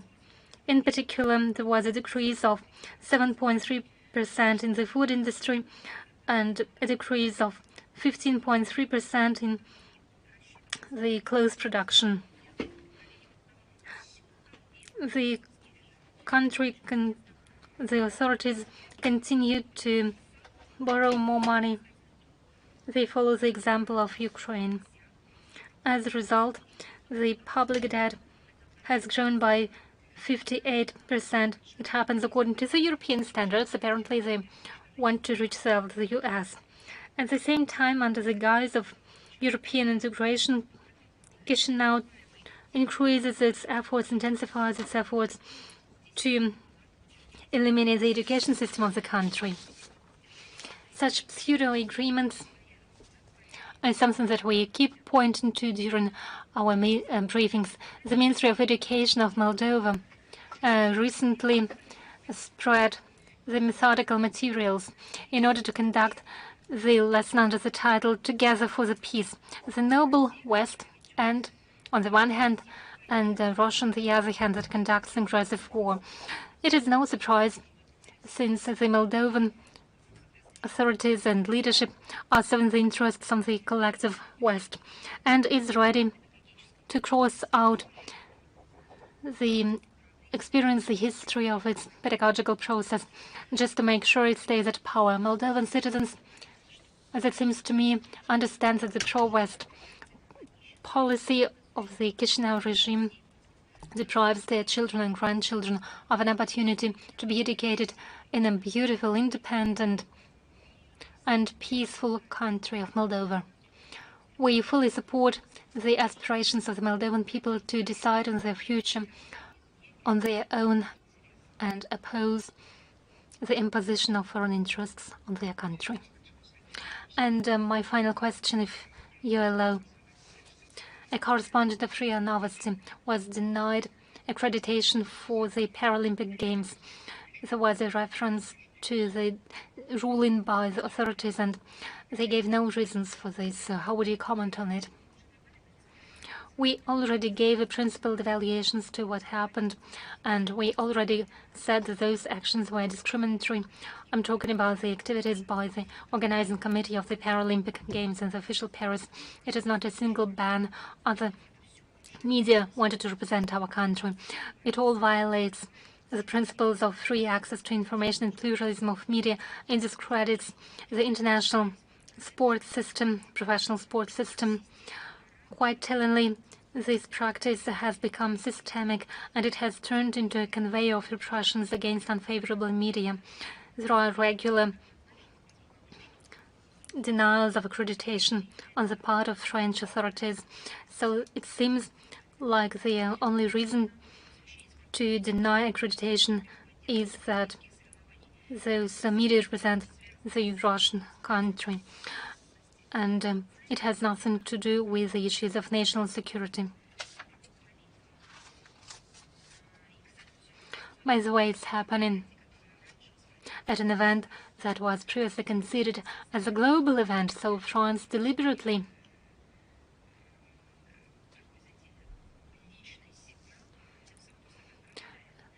poisons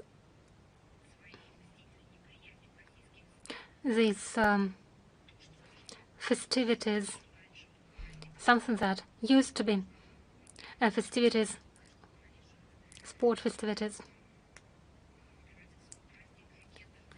But however, it turned into a festivity celebrating gender, the LGBT. What happened around the journalists during the Olympic Games, what's happening to Pavel Durov on the part of the French authorities, what's happening on the part of NGOs, what happens to the NGOs that used to protect any cartoon in Charlie Hebdo. So now what has been said against what is happening to the founder of the social network. I think those are pieces of one general picture. Some time ago, Paris considered itself the main defender, upholder of the freedom of expression on the planet. However, now it takes steps that bring us to the question, is anything remaining from the freedom of speech in France? So it is time to ask UNESCO, to wake up UNESCO, for them to give at least some assessment. Is Russia today with us? Good afternoon, Ms. Zakharova. I represent the Spanish office of the Russia Today. Some time ago, the Spanish outlet Periodico published information about some ecosystem of disinformation of Russia in Spain. As a result, hundreds of people who share alternative point of view on the internet are labeled as agents of the Russian influence. How would you comment on that? Well, let me remind you that in March this year, the European Parliament endorsed the so-called Act on the Freedom of Media in the EU, and the Congress of Deputies in Spain announced a bill entitled the Plan of Action for Democracy. It raised concerns among the Spanish journalists because it was not transparent in its provisions. The government of Spain regularly accuses Russia of disinformation, so it simply wants to have another instrument to protect its information space from alternative points of view. The article entitled Decolonization and Culture, a New Anti-Empire Inquisition was published in a different Spanish newspaper in Rosson on the very same day, on the 18th of July. However, unlike the article published in Periodico, the publication of Rosson was immediately deleted from electronic resources, and it's not a coincidence. It was because it mentioned that the U.S. tries to drag its allies into its wars despite the peaceful sentiments of the citizens in those countries. That is probably something Spanish people should not know, so this article was simply deleted. Those examples give us a better understanding of the situation with the freedom of speech in the EU, particularly in Spain. Following the worst traditions of military dictatorships in the 20th century, the armed forces are tasked to prevent any dissent in views. We know from history where it will lead us. It will block the ability, the possibility of democratic processes. I have another question. What would you say regarding the visit of Prime Minister of India to Ukraine? We consider India as an influential world power. It conducts independent foreign policy in accordance with its national interests. We value the Russia-Indian relations of a special and privileged strategic partnership. We consider the visit by Prime Minister Modi to Kyiv as an attempt to make a contribution to the political and diplomatic settlement of the crisis, along with the efforts of other countries who promote an unbiased position. We are ready to continue our dialogue with our Indian partners on Ukraine issue, and we see that they know Well, about our position, we repeatedly shared it with our partners from New Delhi. During our contacts, including at the top level, we never ruled out that it is possible to reach our goals with political and diplomatic means. And let me remind you that direct Russian-Ukraine negotiations were launched in 2022 on the request by Kyiv right after the beginning of the special military operation. After we had worked out mutually acceptable provisions of a future agreement, the Kyiv regime, upon instruction of the UK and its other Western masters, cut off all contacts, and later Zelensky endorsed a decree that banned for him any negotiations with the Russian leadership, and he continued attacking Russian towns and regions. Nonetheless, in June this year, President of Russia showed a sign of goodwill and put forward realistic proposals. They were aimed at long-term and lasting settlement. According to these proposals, Ukrainian troops should be withdrawn from 4 Russian new regions, and Ukraine had to abandon its claims to NATO membership, and the rights of Russian-speaking citizens of Ukraine had to be ensured. And the goal was not to freeze conflict, but to finally settle it completely. However, the Zelensky regime never considered this proposal.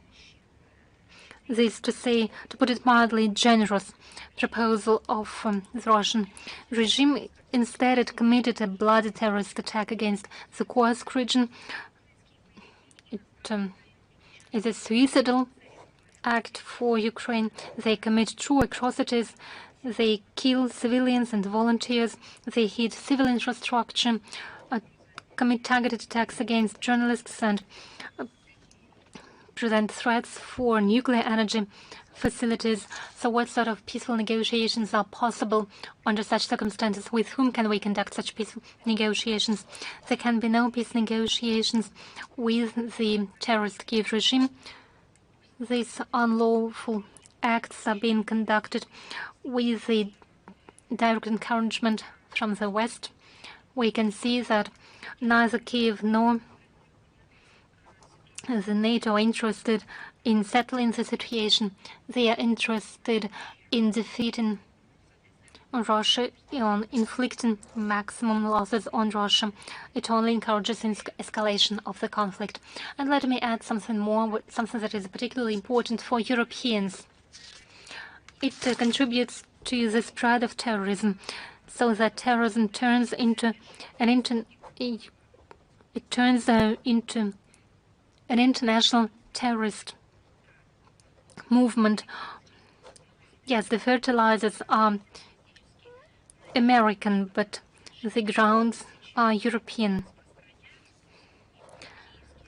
And now terrorism is being spread all across the world, all across Europe.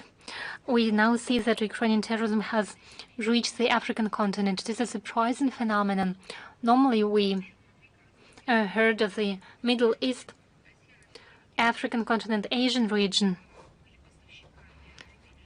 And previously, those continents, those regions supplied the world with terrorists. For the first time, does Europe supply international terrorism in the form of the Kyiv regime? Yes, Europe suffered itself from the terrorist attacks. There were terrorist organizations in Ukraine like Shantan, as you know it. But it is something unheard that the European continent itself supplies terrorists to the international terrorist organizations, but they have succeeded in doing so. Shame on Ukraine. Oh, shame on Europe. Is Izvestia with us? Good afternoon, Madam Zakharova. We have a question. What do you see? What can change in his visit to Mr. Grossi to the Kursk nuclear power station? What will be the effect of its visit in the Ministry of Foreign Affairs? And how do you see the situation with security in this Kursk and Zaporizhia nuclear power station? I think we consult with the Rosatom Corporation. And the second point, as for the Grossi visit, And I would like to quote our president on the 22nd of August during his meeting with the heads of government and the heads of regions on the situation in border regions in Kursk, Belgorod, and Bryansk region. The president condemned the attempts of the Ukrainian authorities, the attacks on the Kursk nuclear station, power station, and expected that the expert of IAEA will be able to visit the Russian nuclear power stations.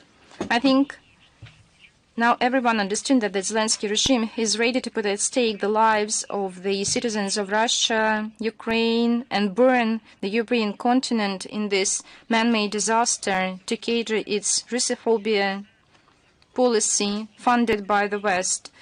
So in order to prevent this notorious result, the Secretariat of IAEA plans its visit to the Kursk power station, nuclear power stations. Hopefully, during his visit, Rafael Grossi will be guided by the same ideas. Likewise, our president, not to incline everyone to our side, but rather than to make the work of the international organizations more constructive and unbiased and targeted to ensure peace and safety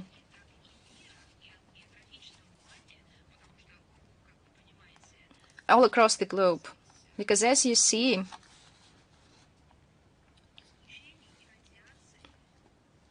there is no boundaries to radiation. This is a deadly effect. It brings deadly effects on our country. So we need objective assessments on behalf of IAEA. That's why I see these visits. We have a second question. The Germany's authorities decided that they won't spend the Ukrainian refugees rather than support them if they work for the benefit of the country. How do you see such actions, whether they try to meet their labor shortages or it's just a protracted attempt to resolve the migration issue and to replace the Middle East migrants to Ukrainian refugees who are more like we have a common mindset? I would like to recall that the influx of refugees of Ukraine, these are not the targeted actions of Berlin and its satellites, and started long before February 2022, when Russia was compelled to initiate the special military operation. Let me recall you that the former Chancellor of Germany, Angela Merkel, confessed it, and the German government announced that it wants to inflict a strategic defeat on our country. If Germany did not pursue such neo-colonial ambitions at the cost of the lives of Ukraine, then there would be no Ukrainian refugees in Germany. Talking about the decision of Germany, we can say that the Germans are trying to make some practical benefits for them. These are double standards. On the one hand, we see such practices, but in the long-term aspect, it can bring some damage. Maybe they made some calculations and thought that thousands of refugees from Ukraine are already in Germany. But following the logic of Berlin, they wanted to use them as a cheap labor force and to change the demographic balance. That's a kind of social engineering, as I see it. Probably the PR councillors of Germany might have indicated to Berlin some negative historic associations that would be voiced among the global majority when they see the images of the trains full of people, the trains that will be sent by the German police somewhere to the east. Thank you. Is China Media Corporation with us? Yes, good afternoon, Madam Zakharova. We have two questions. In May, Biden administration announced the the costs of electric mobiles, but then the trade chamber. Right now, they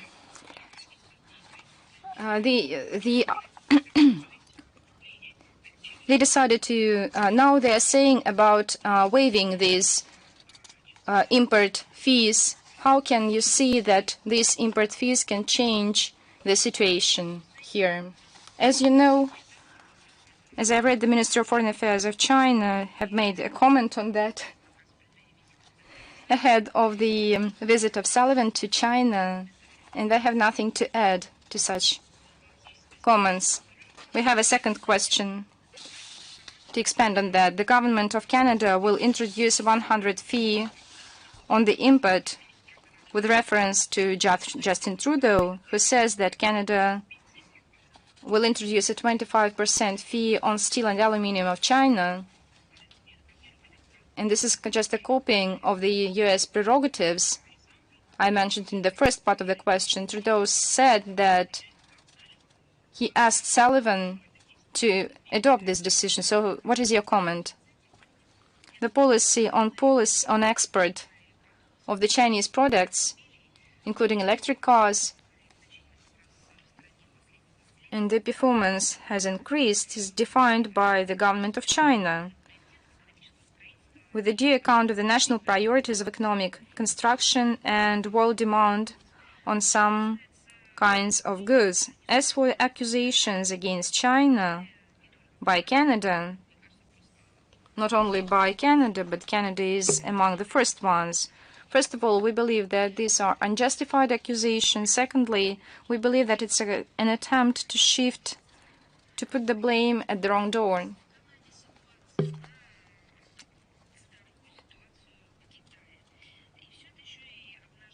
And all this reveals irrational system of governments in Canada itself, which, following the United States, succeeded not in resolving some economic issues, such as raising efficiency of production, for example,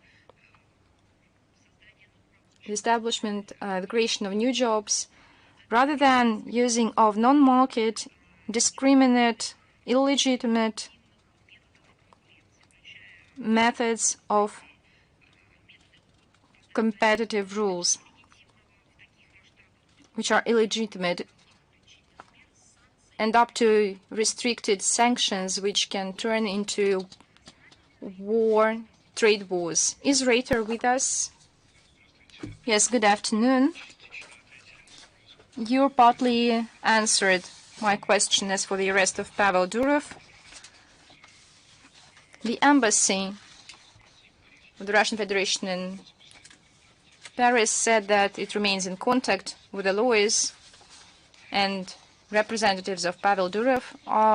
Do these contacts continue so that we can understand the position of the protection of Pavel Durov at this moment? The actions of the Russian diplomats must be consistent, regular, and systematic when we ask for access to our Russian citizens arrested.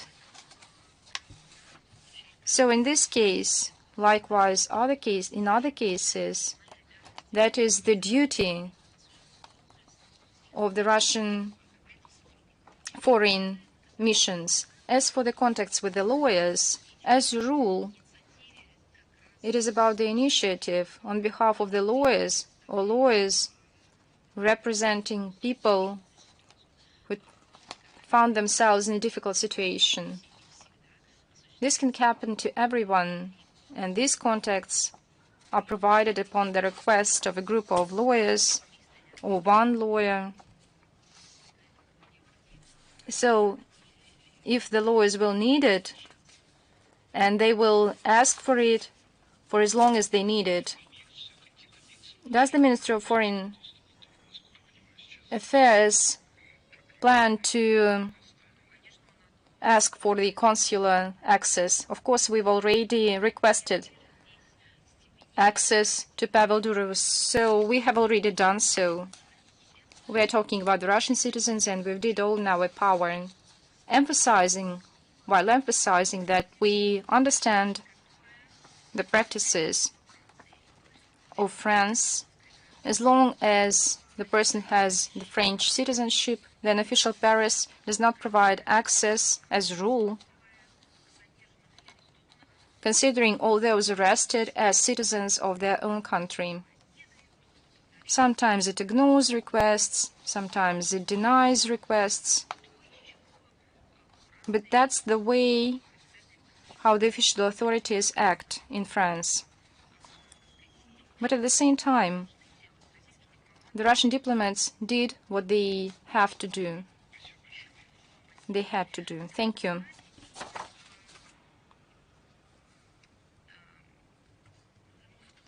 Is the Moscow Post with us? Yes, good afternoon. We have two questions today.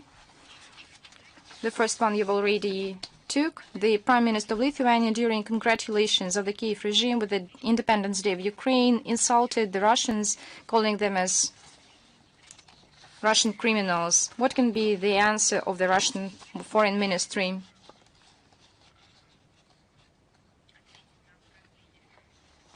Do you entitle me with the power to respond to such an insult? When I read this wording, and I understood that she's not smart enough.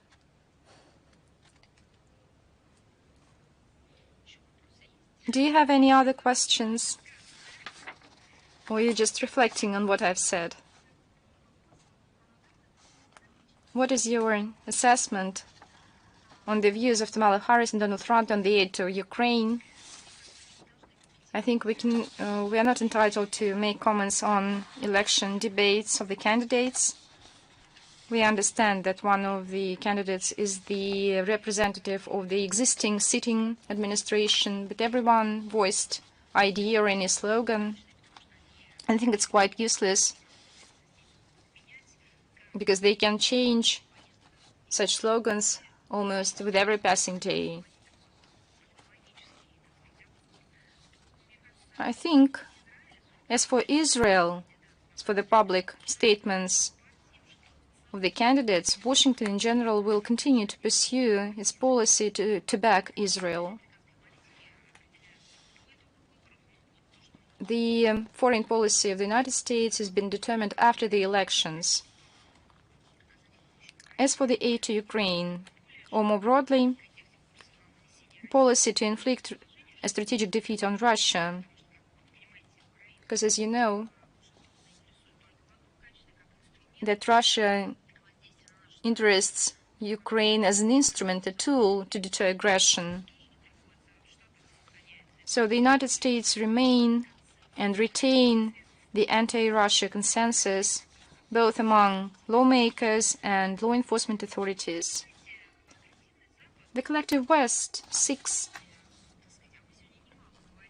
and we've spoke a lot about the parallels with the times 85 years ago, for example.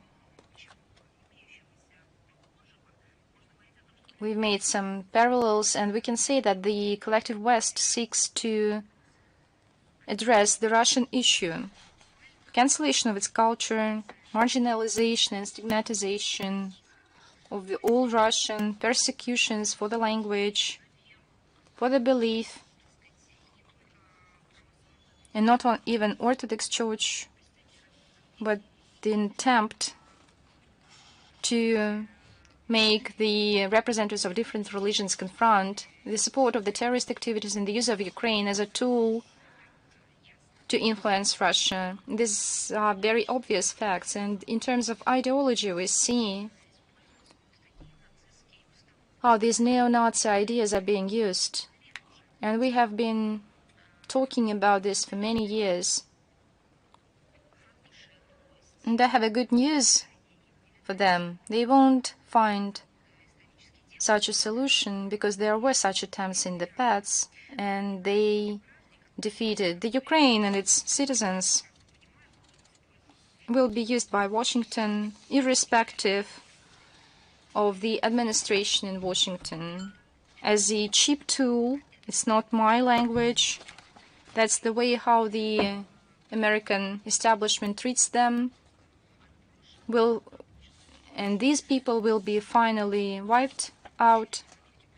But I think all the reasonable ones in the United States understand, although they are not courageous enough to adopt this fact, and all the tasks and objectives of the special military operation will be implemented. Let me make a piece of advice to the citizens of the United States to rally around, according to the principle of the fascists during the Second World War. Now we see the neo-Nazi in its thrive.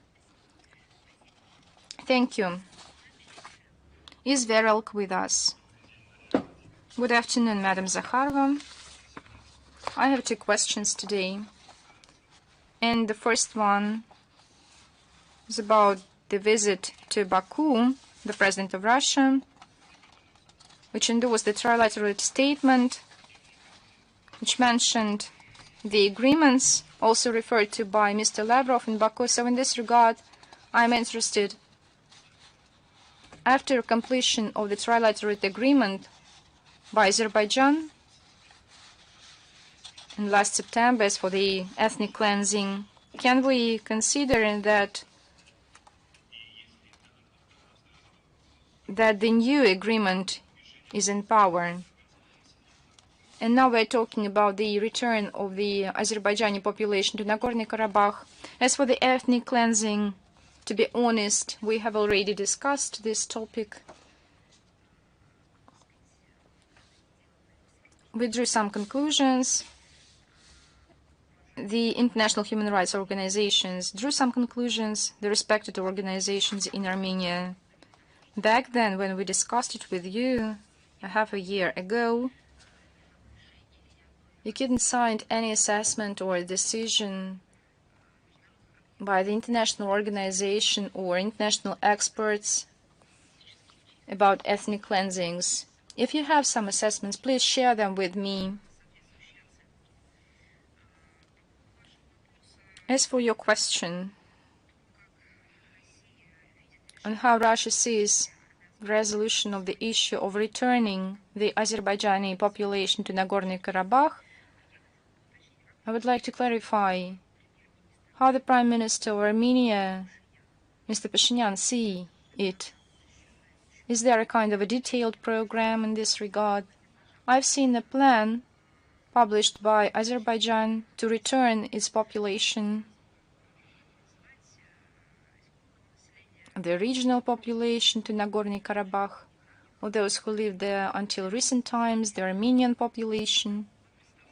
This plan was submitted by Azerbaijan. If there is a likewise plan by Armenia, so I would be glad to see it and make a comment on it. Why do you ask a representative of another state about our assessment? That we encourage the parties to do so. Without implementation of the agreements reached on the daily issues, I think it would be quite complicated. Now, as for your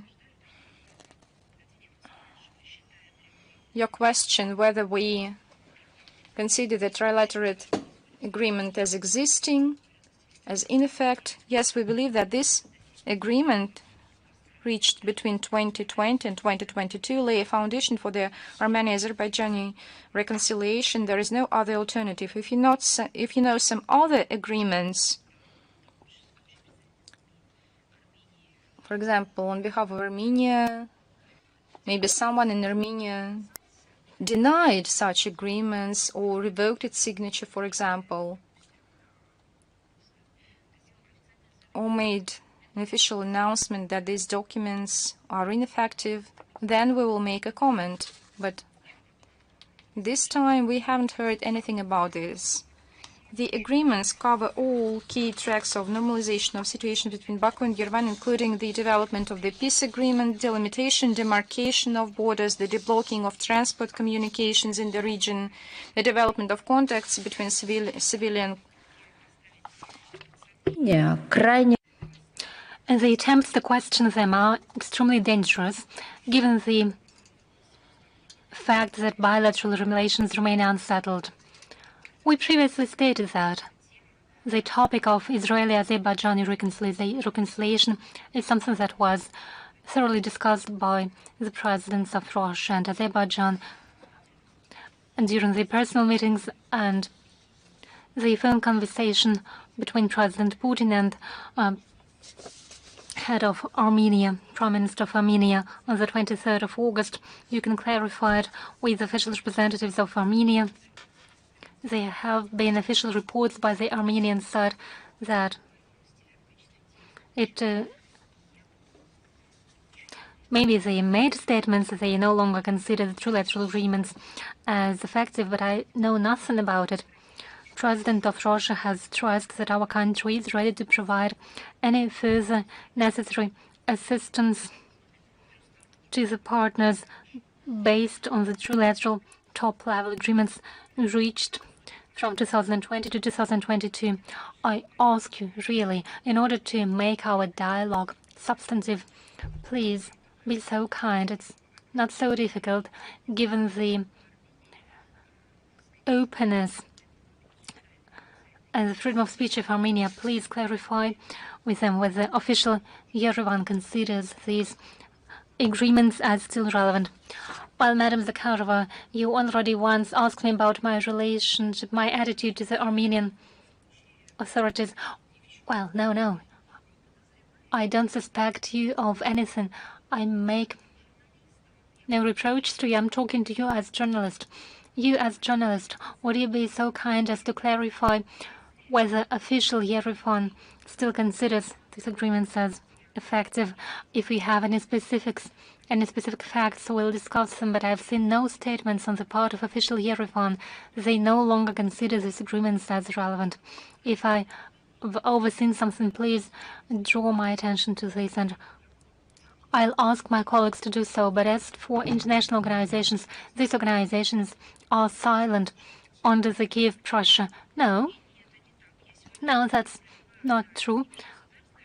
Today I spoke, well, of not an international organization, but I've spoken today about Reporters Without Borders. It is a lost chance of de-escalation, but in any case, they have seen Nazis and they have finally seen the Nazi symbols on the Ukrainian uniforms. It is just one detail in my answer to your question. Wait, you've asked me a question. Every time we stress the fact that these organizations and bodies are silent. But why? It is because of the pressure of the collective West on representatives of international organizations. I haven't heard that anyone of collective West have exercised pressure on international organizations for those to say that trilateral agreements are no longer valid. Despite this pressure, Vatican declared, Pope declared, though it is the reaction of Catholics, but even Vatican and Pope said, you can look up the details of this statement, that it is unacceptable. And it was a detailed statement. They do react despite all the pressure.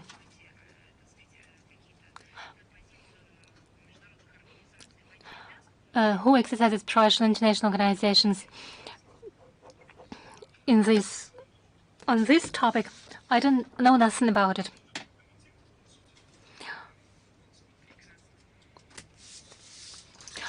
Well, anyway, let me move on to my second question. Well, it is with great pleasure that I answer all of your questions. You know, I have I always enjoy communication with you. But I have a different question.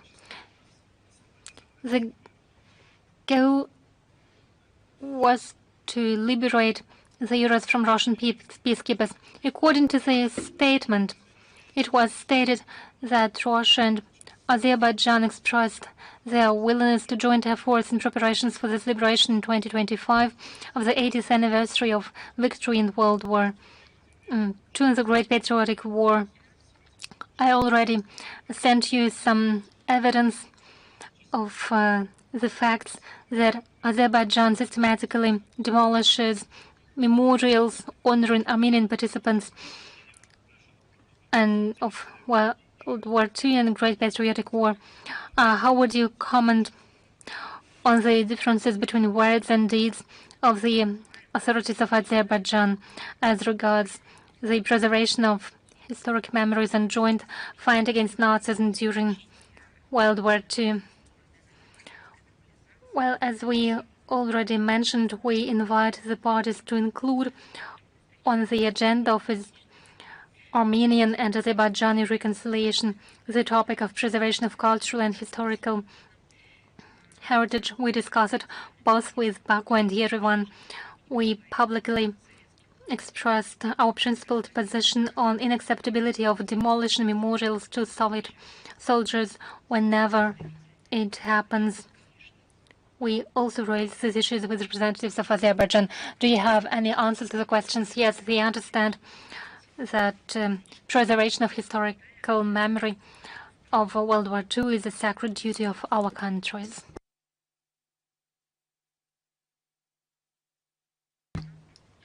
Is Baku TV with us? Good afternoon, Madam Zakharova. Yes, we are right here. You have already partially responded to my question related to the detention of Pavel Durov, who flew from Baku. That is why we are so interested in him. But I'll try to follow up on this topic. First, I would like to hear your comment on the denial of the French MFA to comment, as they said, due to their respect for their sovereignty of the court. Yesterday, Mr. Zuckerberg said that the FBI and Biden administration exercised pressure on him. Don't you think that pseudo-liberal West is trying to impose digital dictatorship, and maybe it is an element of a hybrid war against multipolarity? No, I don't think it's trying to do so. I think it is doing so, and it's something we've been telling about for years. We've been calling on international organizations to respond to the activities by IT giants. We said that monopoly should not become a justification for the segregation. In particular, we are talking about the internet space. We provided specific examples. We said it was necessary to observe the legislation of any given country where the big techs are operating, whether those are messengers or hosting services. We have been given these comments everywhere on international platforms during negotiations.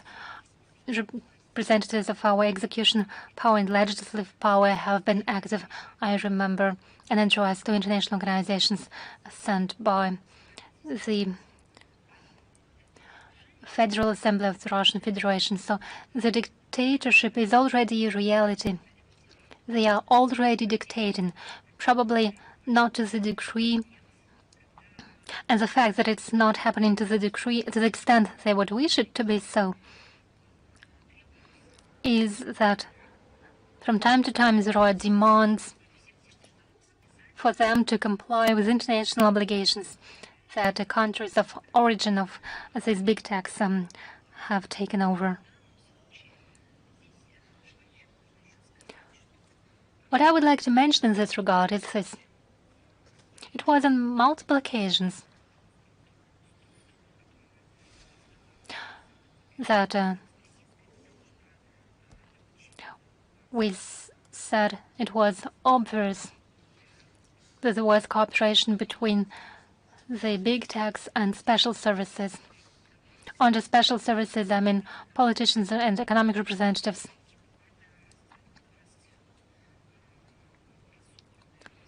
Shameful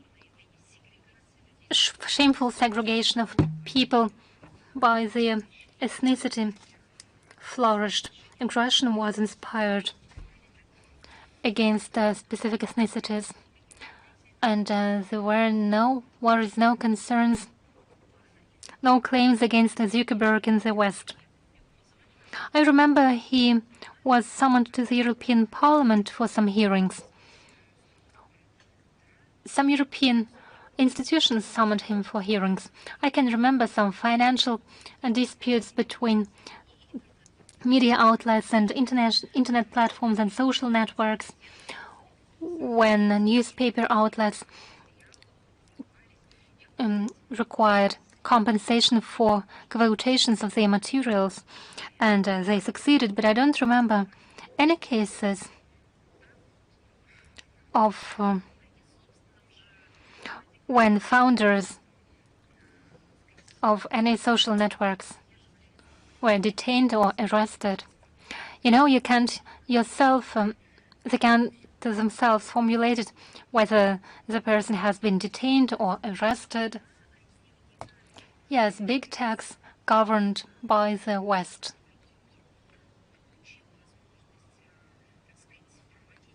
The West has now the possibility to pursue its policy with the use of these big techs. This dictate has already existed, though they can tolerate it when it is used for their interests.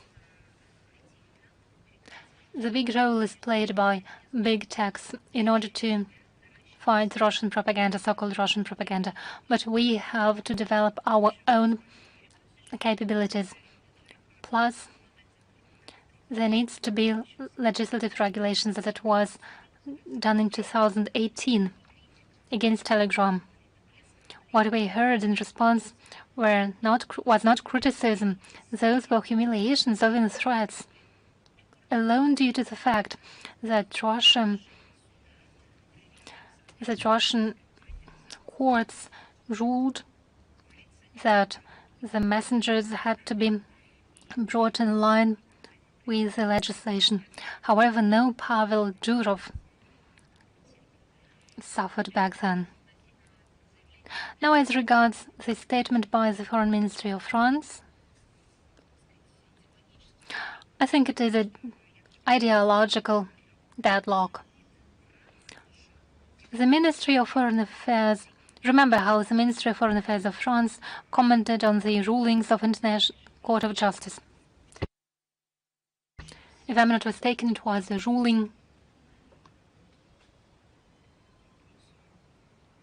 related to, I don't remember it right now, I'll write it to you later, but it was a ruling that was commented by the Ministry of Foreign Affairs of France. Does it mean that Paris doesn't respect the International Court of Justice?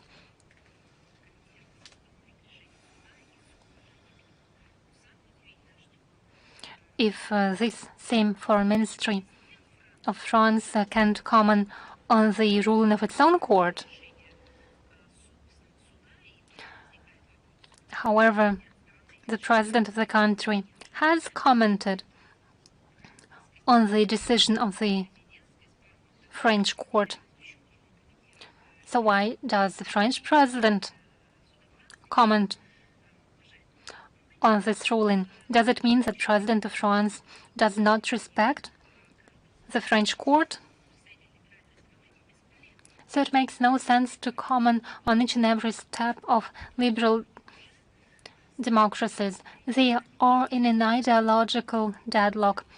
There are already contradictions among themselves on fundamental issues. What's the trick with this ultra-liberal ideology?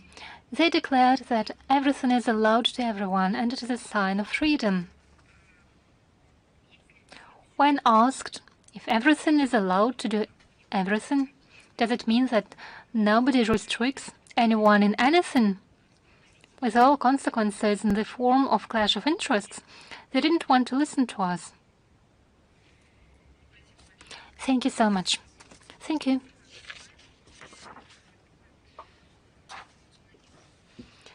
Is Information Agency report with us? Yes, Madam Zakharova, we have just one question. Russia, as initiator of the North-South project, stands for unblocking the transport communications in South Caucasus. One of the strings of the project connects Nakhichevan with the main part of Azerbaijan, which opens additional logistical opportunities.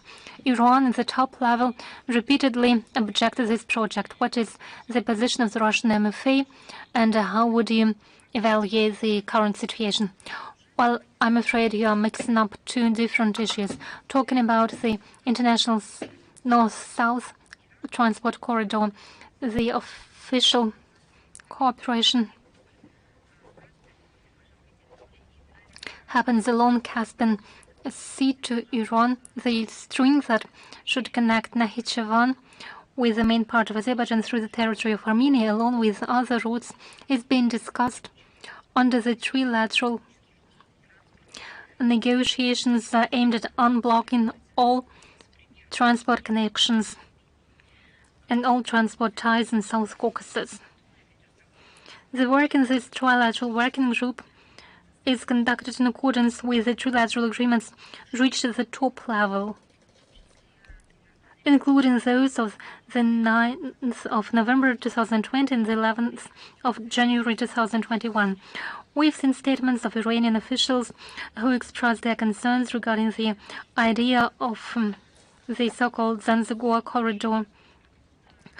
We would like to refer you directly to Tehran for any clarifications of the reasons for their statement. Our position regarding unblocking the ties between Baku and Yerevan is well known.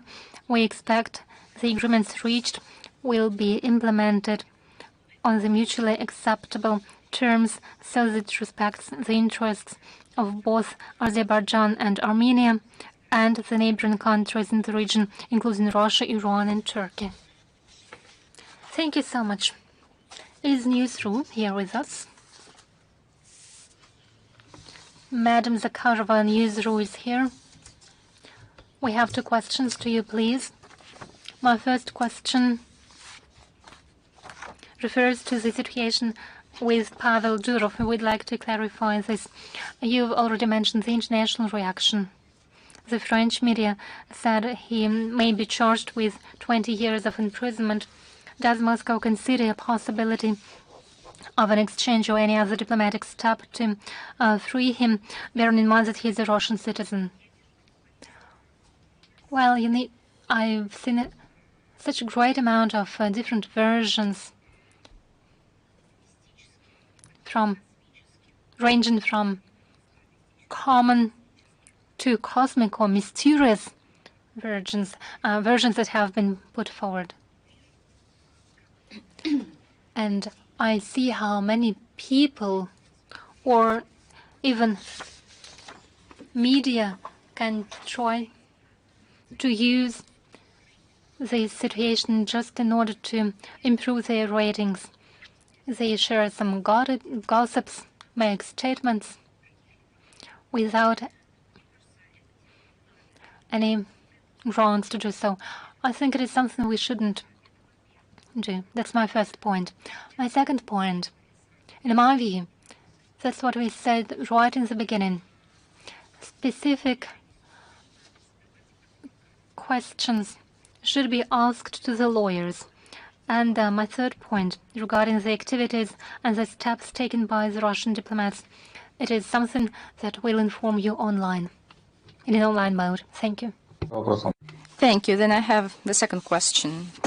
Recently, the representative of China, Liu Hui, reported that the authorities of Brazil, Indonesia, and South Africa are concerned about the use by the West of the weapons in Russia. And the representative of the White House, John Kirby, declared that Washington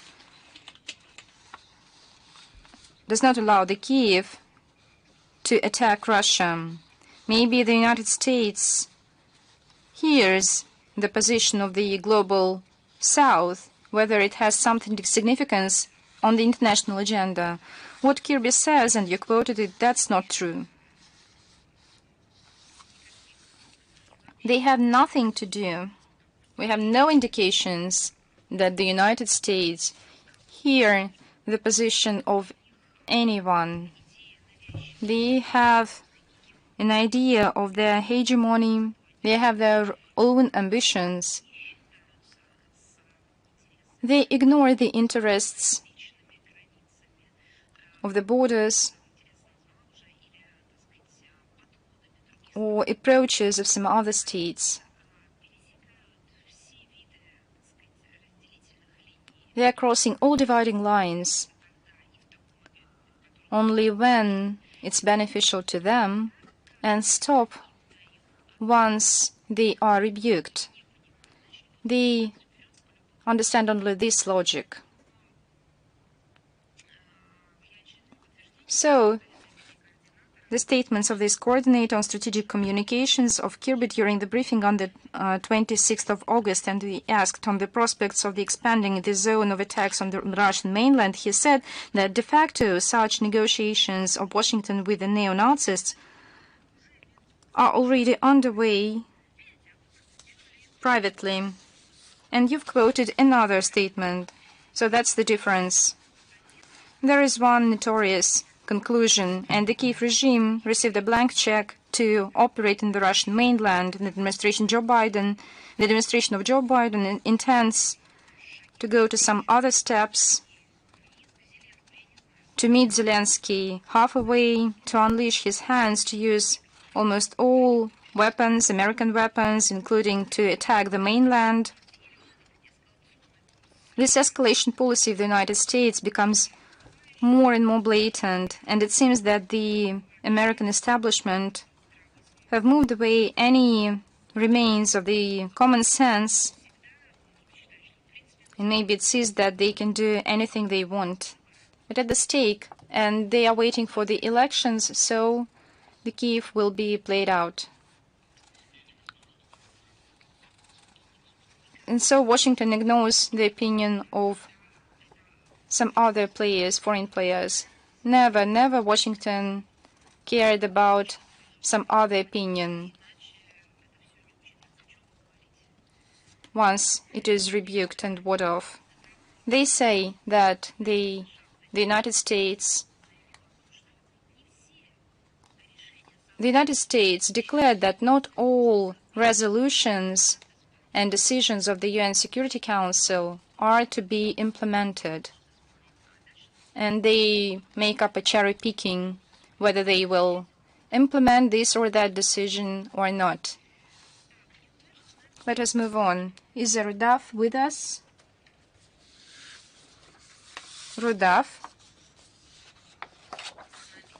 are you with us? Да, я вас слушаю. Sorry. Yes, I'm listening to you. Yes, I am with you. Can you hear me? Да, я вас слушаю. Yes, I'm listening to you. Thanks a lot. My name is Niaz Mustafa. I'm with you from Kurdistan, Iraq. And I have two questions, and both of them are related to the Middle East. The first question is, Kurdistan region is in northern Iraq and is known for its richness of oil and gas. The government of the region has a pipeline to export its oil. 60% of this pipeline is owned by a Russian company known as Rosneft, and the other 40% is owned by a local company. There are some other Russian companies working in the field in Kurdistan. Since 25th of March 2024, exporting Kurdistan's oil was stopped by a decision from Court Arbitration of Paris. My question about that is, how much money has Russian companies, especially Rosneft, lost by this decision? And what does Russia say about the case, and what will do about that? Вы знаете, что касается... As you know, for the first part of your question, we do not make any comments traditionally as for the financial arrangements between some private structures with other states, business circles with other states. This is a question of trade secret. If you are interested in details, then you can address to Rosneft. And I can turn your question to Rosneft, and I think that they will answer your question. And the second part of your question, we are in contact with all stakeholders and help them to resolve this, to address this issue. Thank you. My second question is related to the Middle East crisis. Iran is accusing Israel for killing Ismail Haniya on 31st of July. Tehran is promising to revenge that. If Iran make a revenge on Israel for killing Ismail Haniya, what will the stance of Russia will be if that happens? Or what will Russia do if Iran makes this step? We reaffirm our consistent position that amid the current turmoil and the attempts to escalate it, we need to exercise restraint. We call on all the parties to exercise to stick to a responsible behavior and to hesitate from any actions that can lead to irreversible consequences and even to wider hostilities. And we deliver our posture during our bilateral negotiations and contacts with other stakeholders and in public as well. We have provided a detailed comment during the briefing on the 31st of July. A lot. And please, how can I get the answer of my first question in regard of the Rosneft losses? Yes, when you accredited to the briefing, indicated your email, and my colleagues will write to you back.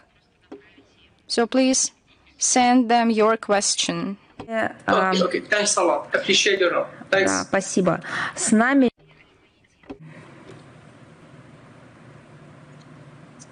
Is Al-Mu'eddin with us?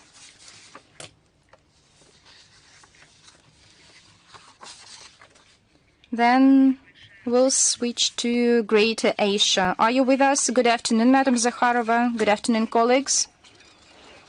Channel Greater Asia. And we have a question. The Latvian court decided that journalist Vladimir Dorofeyev, accused of violating sanctions for their work, is sentenced to a fine. Can you comment how Latvia can position itself as a democratic state while judging the journalist for the actions before the fact when this media group had fallen under sanctions? All the actions of the Latvian authorities is not just the cleansing of the information environment.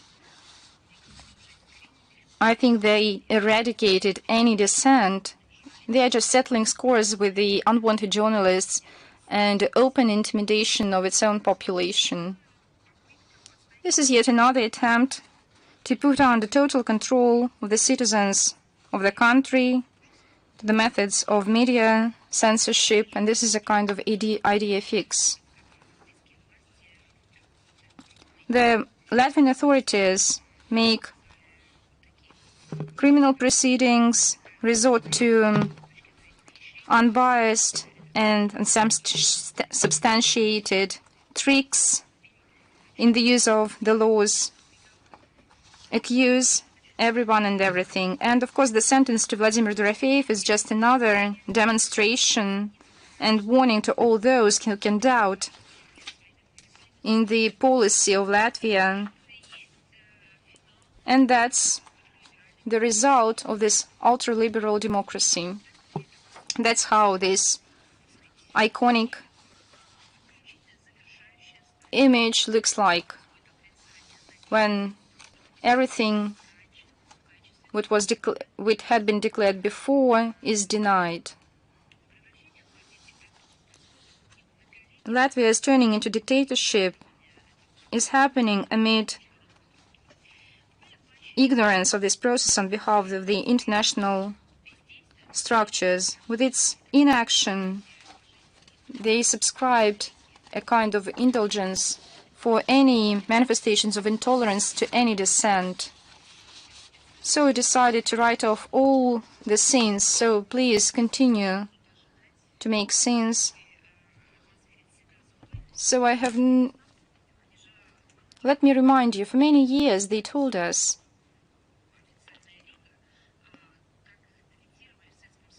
how they were discriminated in the Soviet Union when they were denied in publishing the newspapers they wanted, that they did not get enough the books they wanted to read.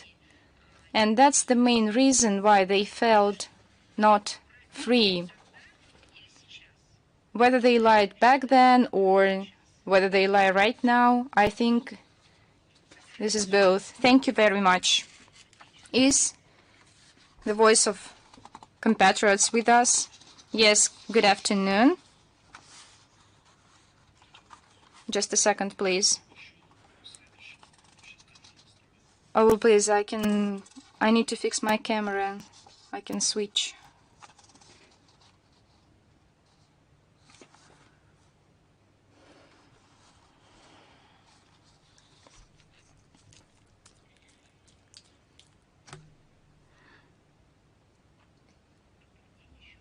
Good afternoon once again.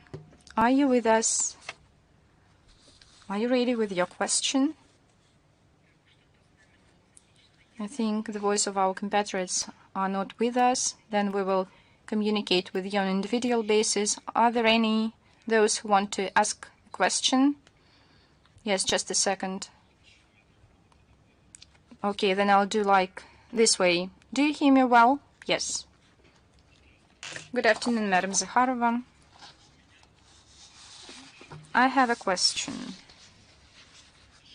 The United States organized Maidan in Ukraine, and now they're dragging Russia into the Third World War with the whole West, with the main tool, like mass media and internet, with which they impose Maidan sentiments aimed at inflicting defeat on our country. RutTube, which is an alternative to YouTube, is in Gazprom media hands, and we are aware how they funded Dost and Echo Moscow, which worked to ensure the coup d'etat in the country. Can the Ministry of Foreign Affairs ensure nationalization of RutTube and turn it over to the national hands? Or maybe they can elaborate another messenger and internet platforms with the sponsorship of the government, because it is very significant to the citizens of our country. You need to address your question to the Stadium or to Roskomnadzor, for example. Then I have the second question. The Ukrainian troops invaded Kursk, and the potential aggressors, there are 7 times more. Will all the troops be dismantled? And I think Ukraine ignores the needs of its own people.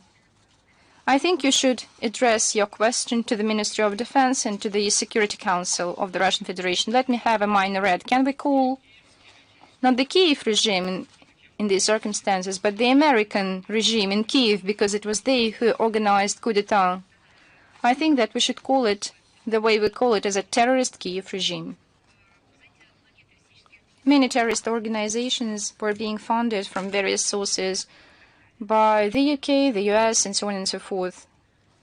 So we should call them whatever they are. But in this case, the terrorist Kiev regime, I think that's the way Zelensky will enter the history, and with all his, along with all his band. Is Armadin with us?